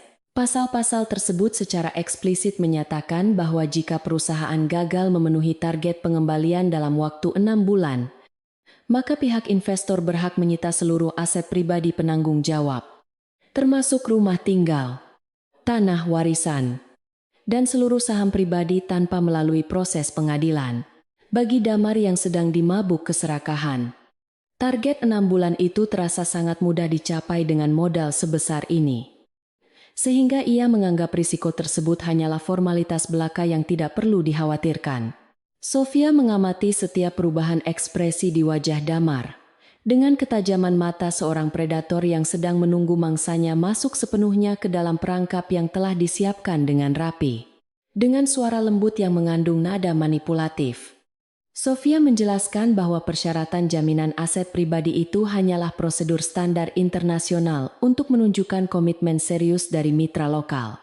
Ia menambahkan bumbu rayuan dengan mengatakan bahwa ia percaya sepenuhnya pada kapabilitas Damar sebagai seorang pemimpin visioner. Dan investasi ini sebenarnya lebih didasarkan pada kepercayaannya terhadap sosok Damar secara personal daripada sekadar hitungan bisnis. Kata-kata manis itu membelai ego Damar yang sedang rapuh, membuatnya merasa dihargai dan diakui oleh wanita sekelas Sofia. Sesuatu yang sudah lama tidak ia dapatkan dari Elina yang selalu meremehkannya. Damar meletakkan dokumen itu di meja, menatap Sofia dengan pandangan yang sudah berubah dari kekaguman bisnis menjadi ketertarikan romantis yang kental dan tidak pantas. Ia mulai menceritakan betapa berat beban yang ia pikul sendirian selama ini. Mengeluh tentang istrinya yang boros dan tidak suportif, serta betapa ia merindukan pendamping hidup yang cerdas dan mengerti ambisinya seperti Sofia. Tanpa rasa malu sedikit pun, Damar menjelek-jelekan Elina di hadapan wanita yang sebenarnya adalah sahabat masa lalu istrinya itu. Tidak menyadari bahwa setiap kata yang ia ucapkan sedang direkam diam-diam oleh alat penyadap canggih yang tersembunyi di balik bros berlian Sofia.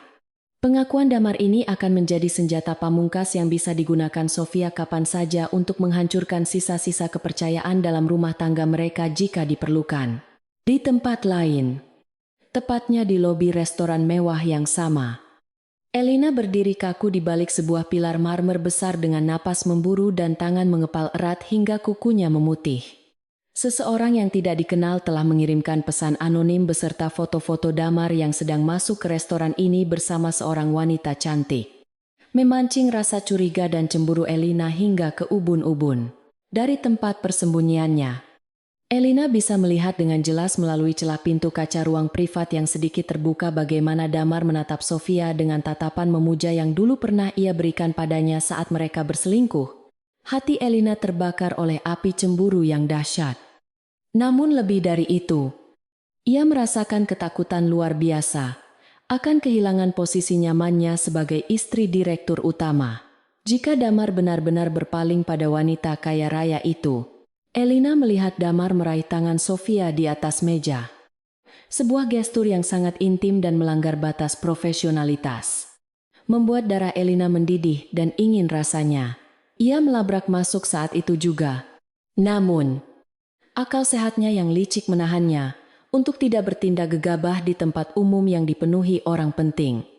Karena skandal keributan hanya akan merugikan dirinya sendiri. Ia menyadari bahwa jika Damar berhasil mendapatkan hati wanita itu, maka ia akan dicampakkan begitu saja tanpa membawa apa-apa. Persis seperti nasib Ratna beberapa tahun lalu. Elina memutuskan untuk mundur perlahan dari restoran itu, dengan air mata kemarahan yang tertahan. Otaknya berputar cepat, menyusun rencana penyelamatan diri sebelum kapal rumah tangganya benar-benar karam dan menenggelamkannya. Kembali ke ruang privat. Damar akhirnya mengambil pena emas yang disodorkan oleh Sofia dan membubuhkan tanda tangannya di atas materai dengan gerakan mantap tanpa keraguan sedikitpun. Suara goresan pena di atas kertas itu terdengar seperti musik kemenangan di telinga Sofia, menandakan bahwa leher Damar kini telah resmi terjerat tali gantungan yang ia pegang ujungnya. Setelah tanda tangan selesai, Sofia tersenyum lebar. Kali ini senyumannya terlihat lebih tulus karena ia tahu bahwa kemenangan sudah berada di depan mata. Meskipun Damar mengartikan senyuman itu sebagai tanda dimulainya hubungan spesial mereka. Mereka bersulang dengan gelas anggur, merayakan kesepakatan yang bagi Damar adalah awal kebangkitan. Namun bagi Sofia adalah awal dari eksekusi mati bagi karir dan kehidupan mantan suaminya. Sementara Damar masih terbuai mimpi indah bersama Sofia. Elina memacu mobil sport merahnya dengan kecepatan tinggi membelah jalanan Jakarta menuju kantor pusat perusahaan Damar Kencana. Ia menggunakan kartu akses VIP miliknya yang belum sempat dicabut oleh Damar untuk masuk ke ruang keuangan di lantai paling atas. Memanfaatkan jam istirahat, makan siang saat kantor sedang sepi. Sebagai istri pemilik yang juga merangkap komisaris boneka, Elina memiliki akses ke beberapa rekening dana cadangan perusahaan yang seharusnya digunakan untuk operasional darurat dan pembayaran gaji karyawan. Didorong oleh rasa sakit hati dan ketakutan akan masa depan yang suram, Elina memutuskan untuk mengamankan bagiannya sendiri sebelum Damar menendangnya keluar dari kehidupan mewah ini. Dengan tangan gemetar namun cekatan, Elina melakukan transfer dana besar-besaran dari rekening dana darurat perusahaan ke beberapa rekening pribadi miliknya di bank luar negeri yang sulit dilacak. Ia juga mengambil uang tunai dalam jumlah besar yang tersimpan di brankas ruangan Damar, memasukkannya ke dalam tas besar tanpa mempedulikan konsekuensi hukum yang mungkin akan ia hadapi nanti. Bagi Elina, ini adalah bentuk kompensasi atas waktu dan kecantikannya yang terbuang untuk mendampingi pria yang ternyata berniat mengkhianatinya demi wanita lain yang lebih kaya. Ia tidak sadar bahwa tindakannya ini justru mempercepat proses kehancuran perusahaan yang sedang diusahakan Damar untuk selamat. Menciptakan lubang keuangan yang mustahil ditutup, bahkan dengan investasi dari Sofia sekalipun. Setelah menguras habis dana likuid yang ada, Elina keluar dari gedung kantor dengan langkah terburu-buru, menyembunyikan wajahnya di balik kacamata hitam agar tidak dikenali oleh satpam atau karyawan yang berpapasan. Ia segera menuju bandara, berniat untuk berlibur sementara waktu ke luar negeri sambil memantau situasi. Meninggalkan bom waktu yang siap meledak di pangkuan suaminya. Tindakan impulsif Elina ini sebenarnya di luar skenario awal Sofia. Namun menjadi bonus yang sangat menyenangkan, karena musuh-musuhnya kini mulai saling menghancurkan satu sama lain tanpa perlu ia kotori tangannya sendiri. Keserakahan dan ketidaksetiaan yang menjadi pondasi hubungan Damar dan Elina kini menjadi senjata makan tuan yang paling mematikan bagi mereka berdua. Sore harinya, Damar kembali ke kantor dengan suasana hati yang sangat cerah. Bersiul pelan sambil membayangkan masa depan cerahnya bersama Sofia dan suntikan dana yang akan segera cair. Namun, kebahagiaan itu tidak bertahan lama ketika manajer keuangannya berlari masuk ke ruangan dengan wajah pucat pasi, seperti mayat hidup, membawa kabar bencana yang mengguncang jiwa. Sang manajer melaporkan bahwa ada aktivitas penarikan dana mencurigakan dalam jumlah masif yang dilakukan menggunakan otorisasi Elina, menyebabkan saldo kas perusahaan menjadi nol besar. Damar terbelalak kaget. Jantungnya seolah berhenti berdetak sesaat. Ia segera memeriksa komputer dan melihat bukti transaksi yang menunjukkan bahwa istrinya sendiri telah merampoknya di saat yang paling kritis. Amarah Damar meledak seketika. Ia meraung memanggil nama Elina dan mencoba menghubungi ponsel istrinya. Namun nomor tersebut sudah tidak aktif lagi. Hanya terdengar suara operator yang dingin. Ia menyadari bahwa Elina telah kabur membawa uang yang seharusnya ia gunakan untuk membayar hutang jatuh tempo minggu depan, agar tidak dipilotkan oleh kreditur lain. Damar terduduk lemas di kursi kebesarannya. Keringat dingin mengucur deras membasahi kemeja mahalnya. Menyadari bahwa ia kini berada dalam posisi yang sangat terjepit. Investasi dari Sofia memang akan masuk. Namun dengan hilangnya dana operasional ini, ia akan langsung melanggar salah satu klausul kontrak Sofia tentang rasio likuiditas minimum yang harus dijaga perusahaan sebelum dana cair sepenuhnya. Tanpa sepengetahuan Damar, Haryo sudah menerima laporan perbankan real-time mengenai pergerakan dana mencurigakan di perusahaan Damar Kencana berkat akses audit yang diberikan Damar sebagai syarat investasi. Haryo segera melaporkan hal ini kepada Sofia yang sedang bersantai menikmati teh sore di penthouse-nya sambil melihat pemandangan matahari terbenam. Sofia mendengarkan laporan itu dengan ekspresi datar, namun batinnya bersorak-sorai. Menyadari bahwa Dewi Fortuna benar-benar berpihak padanya dalam misi pembalasan dendam ini. Ia memerintahkan Haryo untuk segera mempersiapkan tim legal dan auditor independen untuk melakukan inspeksi mendadak ke kantor Damar besok pagi dengan alasan adanya indikasi fraud atau kecurangan keuangan. Malam itu menjadi malam terpanjang dalam hidup Damar. Ia tidak berani pulang ke rumah karena takut menghadapi kenyataan bahwa Elina benar-benar telah pergi meninggalkannya sendirian dalam kekacauan ini. Ia mencoba mencari pinjaman darurat ke sana kemari. Namun semua pintu tertutup rapat karena reputasi perusahaannya yang sudah buruk di mata perbankan lokal. Satu-satunya harapannya kini hanyalah kebaikan hati Sofia. Ia berharap wanita itu mau mengerti situasinya dan memberikan kelonggaran waktu atau dana talangan tambahan. Damar dengan naifnya berpikir bahwa hubungan emosional yang ia bangun saat makan siang tadi cukup kuat untuk membuat Sofia melunakkan aturan kontrak demi menolongnya. Sementara itu, Sofia berdiri di depan cermin besar kamarnya. Memandangi pantulan dirinya yang mengenakan baju tidur, sutra berwarna hitam. Warna yang melambangkan duka cita sekaligus kekuatan misterius. Ia berbicara pada bayangannya sendiri. Mengatakan bahwa besok adalah hari penghakiman di mana topeng akan dibuka dan kebenaran akan terungkap di hadapan publik. Ia tidak merasa kasihan sedikit pun pada Damar yang kini sedang menderita. Karena penderitaan pria itu belum sebanding dengan rasa sakitnya. Saat melihat Melati hampir mati karena tidak ada biaya berobat, Sofia mematikan lampu kamar, membiarkan kegelapan menyelimuti ruangan.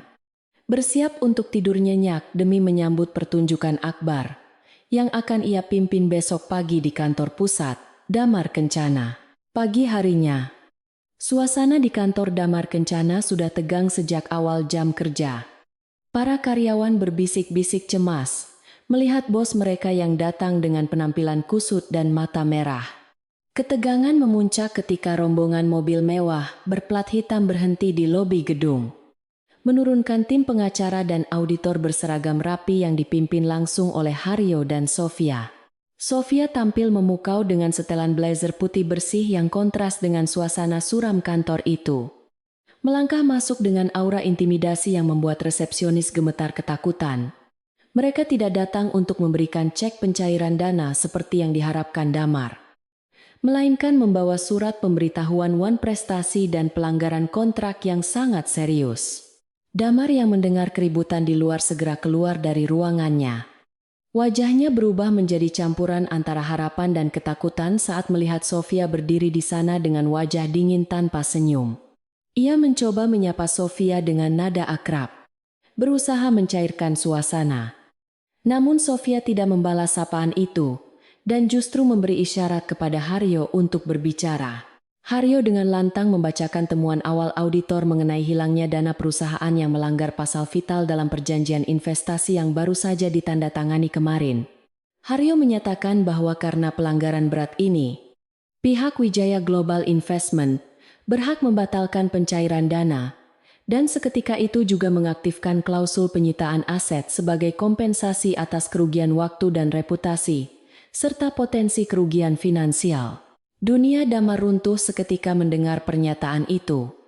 Lututnya lemas, hingga ia nyaris terjatuh jika tidak berpegangan pada pinggiran meja kerjanya yang kokoh. Ia mencoba membela diri, mengatakan bahwa uang itu dicuri oleh istrinya, dan ia adalah korban.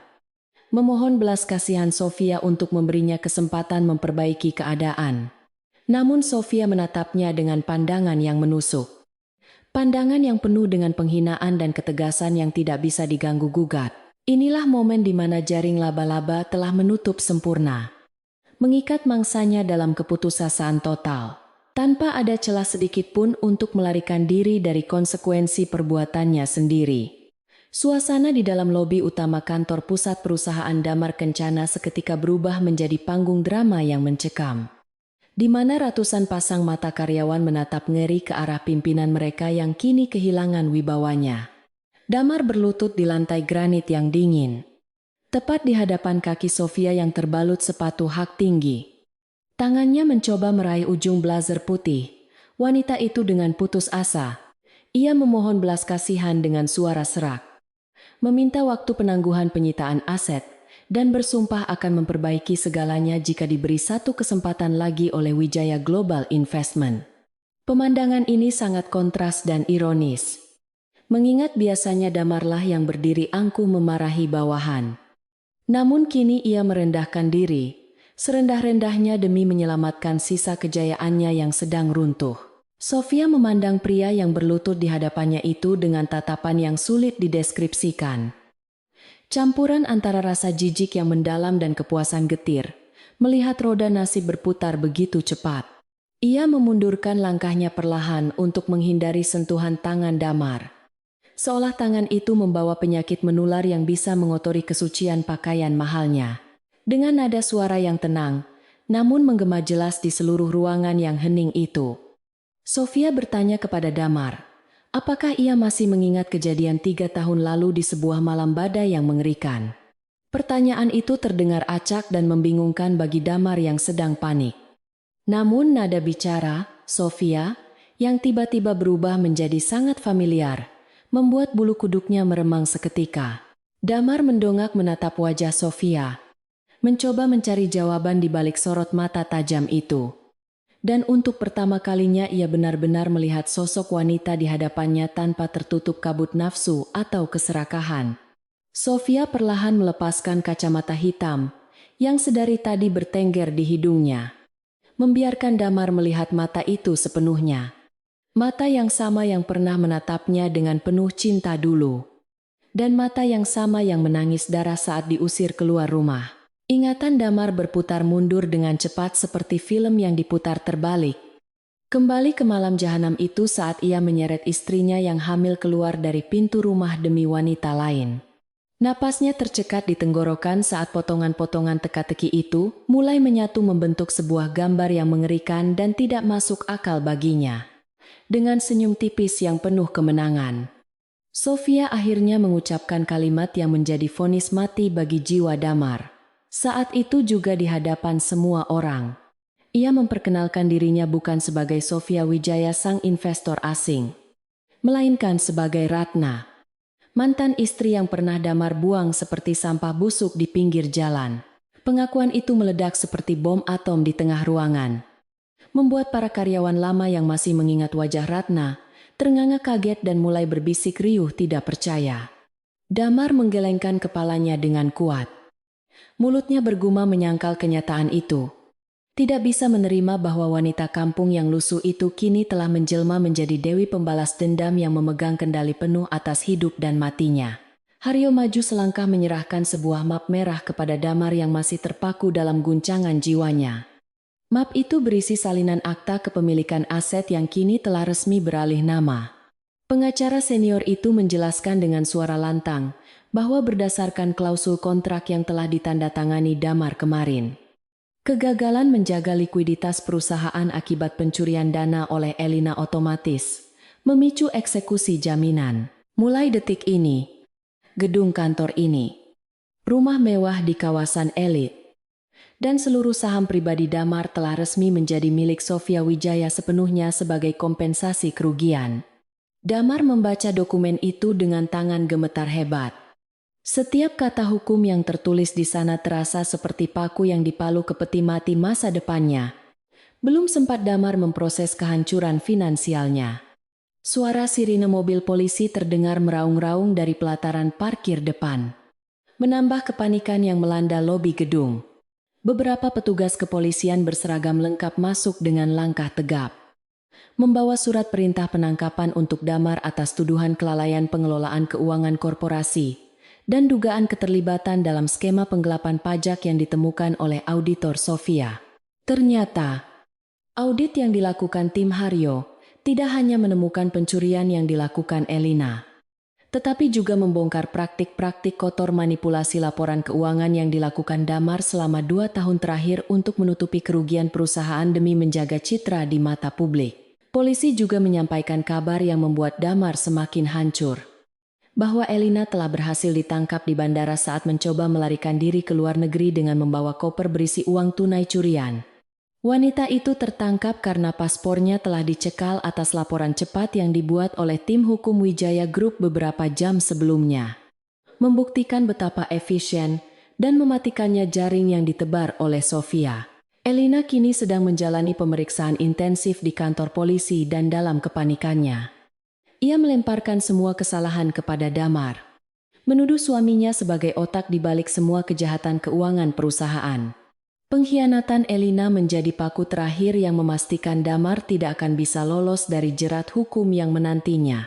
Saat petugas polisi memborgol kedua tangan Damar ke belakang, pria itu tidak melawan sedikit pun. Tenaganya sudah habis terkuras oleh rentetan kejutan yang menghantamnya bertubi-tubi.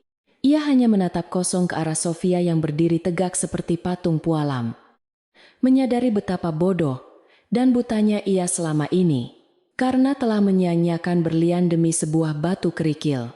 Ia ingin berteriak meminta maaf, ingin memohon ampun atas dosa-dosanya pada Ratna dan anak-anak mereka.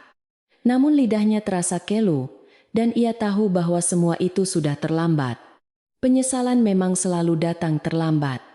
Dan bagi Damar, penyesalan ini adalah penjara seumur hidup yang jauh lebih menyiksa daripada jeruji besi yang akan segera mengurungnya. Sofia menatap proses penangkapan itu dengan wajah datar tanpa ekspresi. Tidak ada senyum kegembiraan yang berlebihan. Hanya ada rasa lega yang mendalam di dadanya. Ia melihat mantan suaminya digiring keluar gedung seperti seorang kriminal hina, melewati barisan karyawan yang dulu memujanya, namun kini menatapnya dengan pandangan merendahkan. Kilatan lampu kamera wartawan yang entah sejak kapan sudah berkumpul di depan lobi menyambut Damar, mengabadikan momen kejatuhan seorang konglomerat sombong, menjadi berita utama di seluruh media nasional hari ini. Sofia tahu bahwa gambar ini akan menjadi peringatan bagi siapa saja yang berani meremehkan orang lain, bahwa karma itu nyata dan bisa datang dalam bentuk yang tak terduga. Setelah Damar dibawa pergi oleh mobil polisi, Haryo menghampiri Sofia dan bertanya dengan lembut apakah nyonya besarnya ingin segera meninggalkan tempat yang penuh kenangan buruk ini. Sofia menggeleng pelan. Ia meminta waktu sebentar untuk berjalan keliling kantor yang kini telah menjadi miliknya itu, menyusuri lorong-lorong tempat ia dulu sering datang membawakan makan siang untuk Damar. Namun kali ini, ia berjalan sebagai pemilik, sebagai penguasa yang memiliki wewenang untuk menentukan nasib perusahaan ini ke depannya. Ia berhenti di depan ruang kerja direktur utama, memerintahkan asistennya untuk membuang semua barang-barang peninggalan Damar dan Elina tanpa sisa, karena ia ingin membersihkan jejak mereka sepenuhnya sebelum memulai era baru. Para karyawan yang masih berkumpul di lobi menatap Sofia dengan perasaan takut bercampur harap, cemas akan nasib pekerjaan mereka di bawah kepemimpinan pemilik baru yang misterius ini. Sofia menyadari kecemasan itu. Ia lantas berdiri di tengah lobi dan berbicara dengan suara lantang, namun menenangkan kepada seluruh staf yang hadir. Ia mengumumkan bahwa tidak akan ada pemecatan massal bagi karyawan yang bekerja jujur. Dan ia berjanji akan membawa perusahaan ini kembali ke masa kejayaannya dengan manajemen yang bersih dan profesional. Pernyataan itu disambut dengan tepuk tangan meriah dan helaan napas lega dari para pegawai.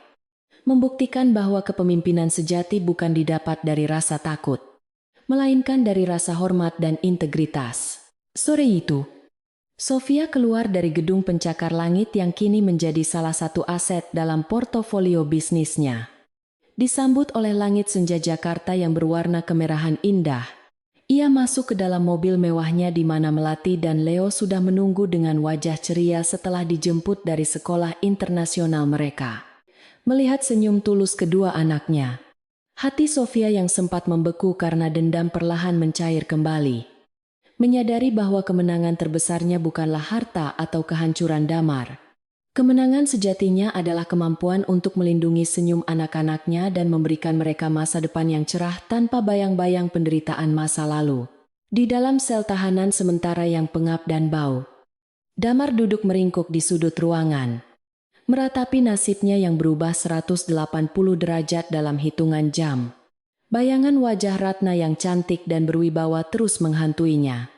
Bersanding dengan bayangan wajah Elina yang penuh tipu daya, membuatnya ingin membenturkan kepala ke dinding karena frustrasi. Ia sadar bahwa ia telah kehilangan segalanya. Bukan karena takdir yang kejam, melainkan karena pilihan-pilihan bodoh yang ia ambil saat ia merasa berada di atas angin. Kini, di titik terendah hidupnya, ia baru memahami arti dari ketulusan yang pernah ia sia-siakan. Sebuah pelajaran mahal yang harus ia bayar dengan sisa hidupnya. Sementara itu, berita tentang skandal kejatuhan perusahaan Damar Kencana dan penangkapan pemiliknya menjadi topik hangat di seluruh penjuru negeri, mengguncang dunia bisnis dan sosialita. Nama Sofia Wijaya menjadi buah bibir sebagai sosok wanita besi yang berhasil mengungkap kebobrokan itu. Meskipun tidak banyak yang tahu sejarah pribadi di balik aksi korporasi tersebut, Sofia memilih untuk tetap menjaga privasi masa lalunya. Membiarkan dunia mengenalnya sebagai pengusaha sukses, bukan sebagai korban rumah tangga. Ia ingin dikenal karena prestasinya, bukan karena belas kasihan orang lain atas tragedi yang pernah menimpanya. Malam itu, di penthouse mewahnya, Sofia berdiri di balkon memegang gelas berisi jus jeruk, merayakan kemenangan ini dengan cara yang sederhana, namun bermakna. Ia menatap bintang-bintang di langit, seolah berbicara kepada almarhum kakeknya, Wirya Wijaya. Berterima kasih atas kesempatan kedua yang diberikan melalui warisan itu. Ia telah menunaikan tugasnya membersihkan sampah dari hidupnya. Dan kini lembaran baru yang putih bersih terbentang luas di hadapannya. Badai telah berlalu, menyisakan tanah yang subur untuk menanam benih-benih kebahagiaan baru yang lebih kokoh dan abadi. 6 bulan telah berlalu sejak skandal besar yang mengguncang dunia bisnis ibu kota mereda. Namun dampaknya masih terasa sangat nyata di balik tembok beton penjara Cipinang yang dingin dan lembab. Damar duduk termenung di sudut selnya yang sempit, menatap kosong pada seberkas cahaya matahari yang masuk melalui celah ventilasi kecil di langit-langit. Satu-satunya penghubung antara dirinya dengan dunia luar yang kini terasa begitu jauh. Pria yang dulunya selalu tampil necis dengan setelan jas mahal dan jam tangan bermerek itu, kini tampak kurus kering dengan rambut yang mulai memutih dan wajah yang dipenuhi brewok tidak terurus. Hari-harinya kini diisi dengan rutinitas yang membosankan dan menyiksa. Mulai dari bangun pagi buta, makan nasi cadong yang rasanya hambar, hingga bekerja membersihkan toilet penjara bersama narapidana lain yang sering merundungnya. Kehilangan kebebasan ternyata jauh lebih menyakitkan daripada kehilangan harta. Karena di sini, nama besar Damar Kencana tidak memiliki arti apa-apa selain bahan ejekan bagi mereka yang membenci orang kaya korup. Setiap malam, saat lampu sel dipadamkan dan keheningan mencekam mulai menyelimuti blok penjara, Damar akan dihantui oleh mimpi-mimpi buruk tentang masa lalunya yang penuh dosa. Ia sering terbangun dengan keringat dingin, mendengar suara tangisan Melati yang memanggilnya atau melihat wajah Ratna yang basah oleh air hujan saat ia usir malam itu. Rasa penyesalan itu datang bagaikan ombak pasang yang menghantam karang, mengikis sedikit demi sedikit kewarasan yang ia miliki. Membuatnya sering berbicara sendiri, memohon ampun pada bayangan yang tidak nyata. Ia merindukan kehangatan rumah, tawa anak-anak, dan masakan sederhana istrinya. Hal-hal kecil yang dulu ia anggap remeh dan membosankan, kini menjadi kemewahan yang tidak akan pernah bisa ia beli dengan uang sebanyak apapun. Damar akhirnya menyadari bahwa surga dunia yang ia cari selama ini sebenarnya sudah ia miliki dulu. Namun ia sendiri yang membakarnya demi mengejar fata morgana kesenangan sesaat bersama wanita yang salah. Nasib yang tidak kalah menyedihkan juga menimpa Elina di lapas wanita, di mana kecantikan dan kemolekan tubuh yang dulu menjadi senjata andalannya, kini telah layu dimakan penderitaan dan kerja keras. Mantan sosialita yang selalu menghabiskan waktu di salon kecantikan dan butik mewah itu kini harus menghabiskan harinya di bengkel kerja lapas, menjahit seragam dengan target harian yang ketat di bawah bentakan sipir yang galak. Kulitnya yang dulu mulus dan terawat kini menjadi kasar dan kusam. Kukunya yang selalu dimanikur rapi, kini pendek dan kotor. Dan rambutnya yang indah kini dipotong pendek demi kepraktisan dan kebersihan. Tidak ada lagi teman-teman sosialita yang datang menjenguk. Mereka semua menjauh seperti menghindari wabah penyakit begitu Elina ditangkap. Membuktikan bahwa persahabatan di dunia glamor itu hanyalah kepalsuan belaka yang didasarkan pada status dan materi.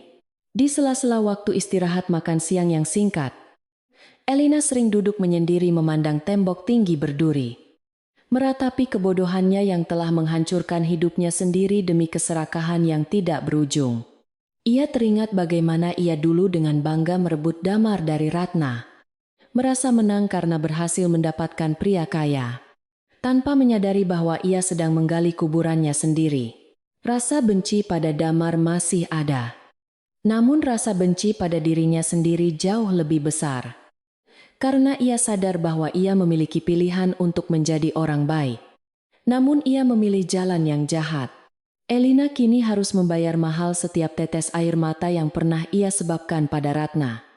Menjalani sisa masa mudanya di balik jeruji besi, tanpa ada harapan akan masa depan yang cerah seperti yang dulu ia impikan. Keadilan telah ditegakkan dengan cara yang paling puitis dan menyakitkan, menempatkan para pengkhianat di tempat terendah dalam strata sosial yang dulu mereka agung-agungkan.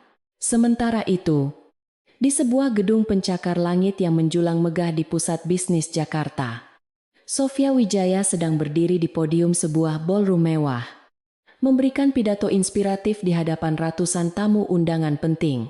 Hari ini adalah hari peluncuran resmi Yayasan Ratna Pertiwi, sebuah organisasi nirlaba yang ia dirikan khusus untuk memberikan bantuan hukum, pelatihan keterampilan, dan modal usaha bagi para wanita korban kekerasan rumah tangga dan ibu tunggal yang terlantar.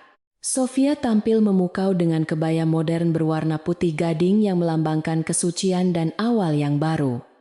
Wajahnya memancarkan aura keibuan yang hangat, namun tetap berwibawa sebagai seorang pemimpin.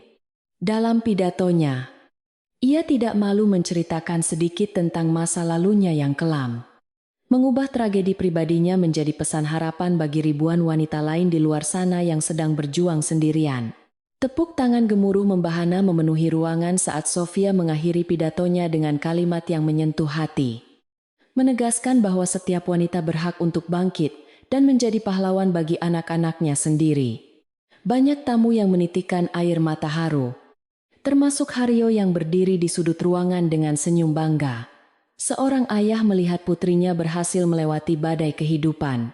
Media massa meliput acara ini secara besar-besaran, menobatkan Sofia sebagai salah satu wanita paling berpengaruh di Indonesia tahun ini. Bukan hanya karena kekayaannya, tetapi karena dampak sosial nyata yang ia berikan. Sofia telah berhasil mengubah narasi hidupnya, dari seorang korban yang tidak berdaya menjadi seorang penyintas yang memberdayakan orang lain. Membuktikan bahwa balas dendam terbaik bukanlah menghancurkan musuh, melainkan menjadi versi terbaik dari diri sendiri yang tidak bisa disentuh oleh musuh. Setelah acara selesai, Sofia kembali ke ruang kerjanya yang luas di lantai teratas gedung bekas milik Damar. yang kini telah direnovasi total menjadi markas besar Wijaya Group Indonesia dengan desain yang jauh lebih modern dan humanis. Ia duduk di kursi kerjanya, memandang foto kedua anaknya di atas meja, merasakan kepuasan batin yang tidak bisa dilukiskan dengan kata-kata saat melihat senyum mereka. Melati kini sudah bersekolah di salah satu sekolah dasar terbaik. Tumbuh menjadi anak yang cerdas dan penyayang. Sering ikut ibunya dalam kegiatan sosial di panti asuhan. Leo juga tumbuh sehat dan aktif. Tidak lagi menjadi bayi yang rentan, melainkan bocah laki-laki yang kuat yang berjanji akan selalu melindungi ibunya dan kakaknya. Kehidupan mereka kini dikelilingi oleh cinta dan keamanan finansial yang terjamin. Jauh dari ketakutan akan kelaparan atau pengusiran yang pernah menghantui mereka dulu. Namun, Sofia tidak pernah membiarkan anak-anaknya tumbuh menjadi anak manja yang tidak tahu arti perjuangan. Ia mendidik mereka dengan disiplin dan nilai-nilai kerendahan hati yang ia pelajari dari pengalaman hidupnya yang pahit. Ia sering mengajak mereka mengunjungi tempat-tempat sederhana, mengingatkan mereka bahwa semua kemewahan yang mereka nikmati saat ini adalah titipan Tuhan yang harus digunakan untuk kebaikan orang banyak. Sofia ingin memutus rantai kesombongan dan keserakahan yang pernah menghancurkan keluarga ayahnya. Membangun fondasi karakter yang kuat bagi generasi penerus keluarga Wijaya, agar tidak mengulangi kesalahan yang sama. Ia sadar bahwa warisan terbesar yang bisa ia berikan kepada anak-anaknya bukanlah tumpukan uang atau saham perusahaan, melainkan integritas dan empati terhadap sesama manusia. Sore harinya, Kantan Andali, Haryo masuk ke ruangan Sofia, membawa sebuah amplop kokelat berisi laporan terakhir mengenai status hukum Damar dan Elina serta penyelesaian seluruh proses balik nama aset sitaan. Haryo bertanya dengan hati-hati apakah Sofia ingin mengunjungi Damar di penjara. Karena Damar telah mengajukan permohonan kunjungan berkali-kali melalui pengacara publiknya, dengan alasan ingin meminta maaf secara langsung. Sofia terdiam sejenak, menatap amplop itu, lalu menggelengkan kepalanya dengan tegas, namun tenang. Menolak permintaan itu tanpa ragu sedikit pun. Ia merasa tidak ada lagi yang perlu dibicarakan. Semua sudah selesai. Dan ia tidak ingin membuka kembali luka lama yang sudah mulai sembuh dengan membiarkan masa lalu masuk kembali ke dalam kehidupannya yang sekarang. Bagi Sofia, Damar adalah bagian dari sejarah yang sudah ia tutup bukunya. Sebuah bab pelajaran mahal yang telah membentuknya menjadi wanita sekuat baja seperti sekarang. Namun bukan lagi seseorang yang memiliki tempat di masa depannya. Memaafkan mungkin adalah hal yang mulia. Dan Sofia telah memaafkan demi ketenangan batinnya sendiri. Namun memaafkan tidak berarti harus kembali berinteraksi atau memberikan akses kepada orang yang pernah berniat menghancurkannya. Ia menyerahkan amplop itu kembali kepada Haryo dan memintanya untuk mengurus sisanya sesuai prosedur hukum. Menegaskan bahwa prioritasnya saat ini hanyalah masa depan anak-anak dan pengembangan yayasan barunya. Haryo mengangguk mengerti. Kagum pada ketegasan sikap Sofia yang mampu memisahkan emosi dari logika dengan sangat bijaksana. Sebuah kualitas pemimpin sejati yang jarang dimiliki orang lain. Matahari mulai terbenam di ufuk barat, melukis langit Jakarta dengan semburat warna jingga dan ungu yang mempesona. Saat Sofia memutuskan untuk pulang lebih awal demi makan malam bersama anak-anaknya, ia berjalan keluar dari gedung kantornya, disambut oleh sopir pribadi yang sudah membukakan pintu mobil dengan hormat. Namun kali ini Sofia memilih untuk duduk di kursi depan di samping sopir.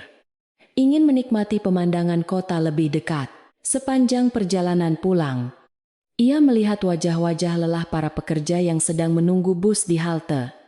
Mengingatkannya pada malam di mana ia duduk di halte yang sama dengan putus asa. Perbedaannya adalah kini ia memiliki kekuatan untuk mengubah nasib orang-orang itu. Dan ia berjanji dalam hati akan terus menggunakan kekuasaannya untuk menciptakan lapangan kerja dan peluang bagi mereka yang membutuhkan. Sesampainya di rumah, Sofia disambut oleh pelukan hangat Melati dan Leo, yang berlarian menyambutnya di depan pintu utama. Sebuah pemandangan yang selalu berhasil menghilangkan segala kepenatan kerjanya seketika. Mereka makan malam bersama di meja makan yang penuh dengan hidangan lezat namun sehat. Bercerita tentang kegiatan sekolah dan hal-hal lucu yang terjadi hari itu dengan penuh tawa dan canda. Tidak ada lagi suasana tegang atau pertengkaran seperti saat Damar masih ada. Rumah ini kini benar-benar menjadi surga kecil yang penuh dengan kedamaian dan kasih sayang yang tulus. Sofia memandang kedua anaknya dengan mata berkaca-kaca. Bersyukur kepada Tuhan, karena telah memberinya kekuatan untuk bertahan hidup dan melindungi dua malaikat kecil ini dari badai kehancuran keluarga. Setelah anak-anak tidur, Sofia melangkah keluar menuju balkon kamarnya, menikmati angin malam yang sejuk sambil memegang secangkir teh herbal yang menenangkan sarafnya setelah seharian beraktivitas. Ia menatap gemerlap lampu kota Jakarta yang terhampar di bawah sana seperti lautan bintang. Merenungkan perjalanan hidupnya yang luar biasa dari seorang istri terbuang menjadi ratu bisnis yang disegani. Ia sadar bahwa uang 10 miliar dolar itu memang telah mengubah status sosialnya. Namun yang menyelamatkan jiwanya bukanlah uang itu, melainkan tekadnya untuk tidak menyerah pada keadaan. Uang hanyalah alat, sebuah pedang bermata dua yang bisa menghancurkan atau membangun. Tergantung pada siapa yang memegangnya, dan untuk tujuan apa pedang itu digunakan. Sofia menghirup napas dalam-dalam, merasakan kebebasan yang sesungguhnya mengalir dalam darahnya. Kebebasan dari rasa takut, kebebasan dari ketergantungan pada orang lain, dan kebebasan untuk menentukan takdirnya sendiri. Ia tidak lagi membutuhkan validasi dari seorang pria untuk merasa berharga, karena ia telah menemukan harga dirinya sendiri melalui perjuangan dan prestasi yang ia raih dengan tangannya sendiri. Bayangan masa lalu tentang Ratna yang lemah telah pudar sepenuhnya, digantikan oleh sosok Sofia Wijaya yang berdiri tegak menantang dunia, siap menghadapi tantangan apapun yang mungkin datang di masa depan. Ia tahu bahwa hidup tidak akan pernah berhenti memberikan ujian. Namun kini ia memiliki keyakinan penuh bahwa ia mampu melewati badai apapun selama ia tetap berpegang teguh pada prinsip dan cinta kasih. Di kejauhan, lonceng gereja berdentang 12 kali menandakan pergantian hari. Sebuah simbol bahwa hari kemarin telah berlalu, dan hari esok yang penuh harapan telah tiba menyambutnya. Sofia meletakkan cangkir tehnya, tersenyum pada bulan purnama yang bersinar terang di langit. Seolah alam semesta pun turut merestui kebahagiaan yang kini ia rasakan. Kisah tentang istri yang dibuang itu telah berakhir. Namun kisah tentang wanita yang menaklukkan dunia baru saja dimulai. Sebuah legenda yang akan diceritakan turun-temurun, sebagai inspirasi tentang kekuatan seorang ibu, dengan hati yang ringan dan jiwa yang damai. Sofia berbalik masuk ke dalam kamarnya, menutup pintu balkon, dan menutup lembaran masa lalunya untuk selamanya. Siap menyambut mimpi indah dalam tidur nyenyaknya malam ini. Kisah Ratna dan Damar mengajarkan kita bahwa roda kehidupan selalu berputar. Kadang kita berada di atas dan kadang di bawah. Namun sikap kitalah yang menentukan bagaimana kita akan berakhir. Kesombongan dan pengkhianatan mungkin memberikan kemenangan sesaat. Namun ketulusan dan ketekunanlah yang akan membawa pada kemenangan abadi yang sejati. Bagi Sofia, balas dendam terbaik bukanlah melihat musuhnya menderita, melainkan melihat dirinya sendiri bahagia dan sukses tanpa campur tangan mereka sedikit pun. Dan malam ini, di puncak menara gadingnya, Sofia Wijaya tidur dengan senyum kemenangan yang paling manis. Senyum seorang wanita yang telah memenangkan pertarungan melawan takdir yang kejam.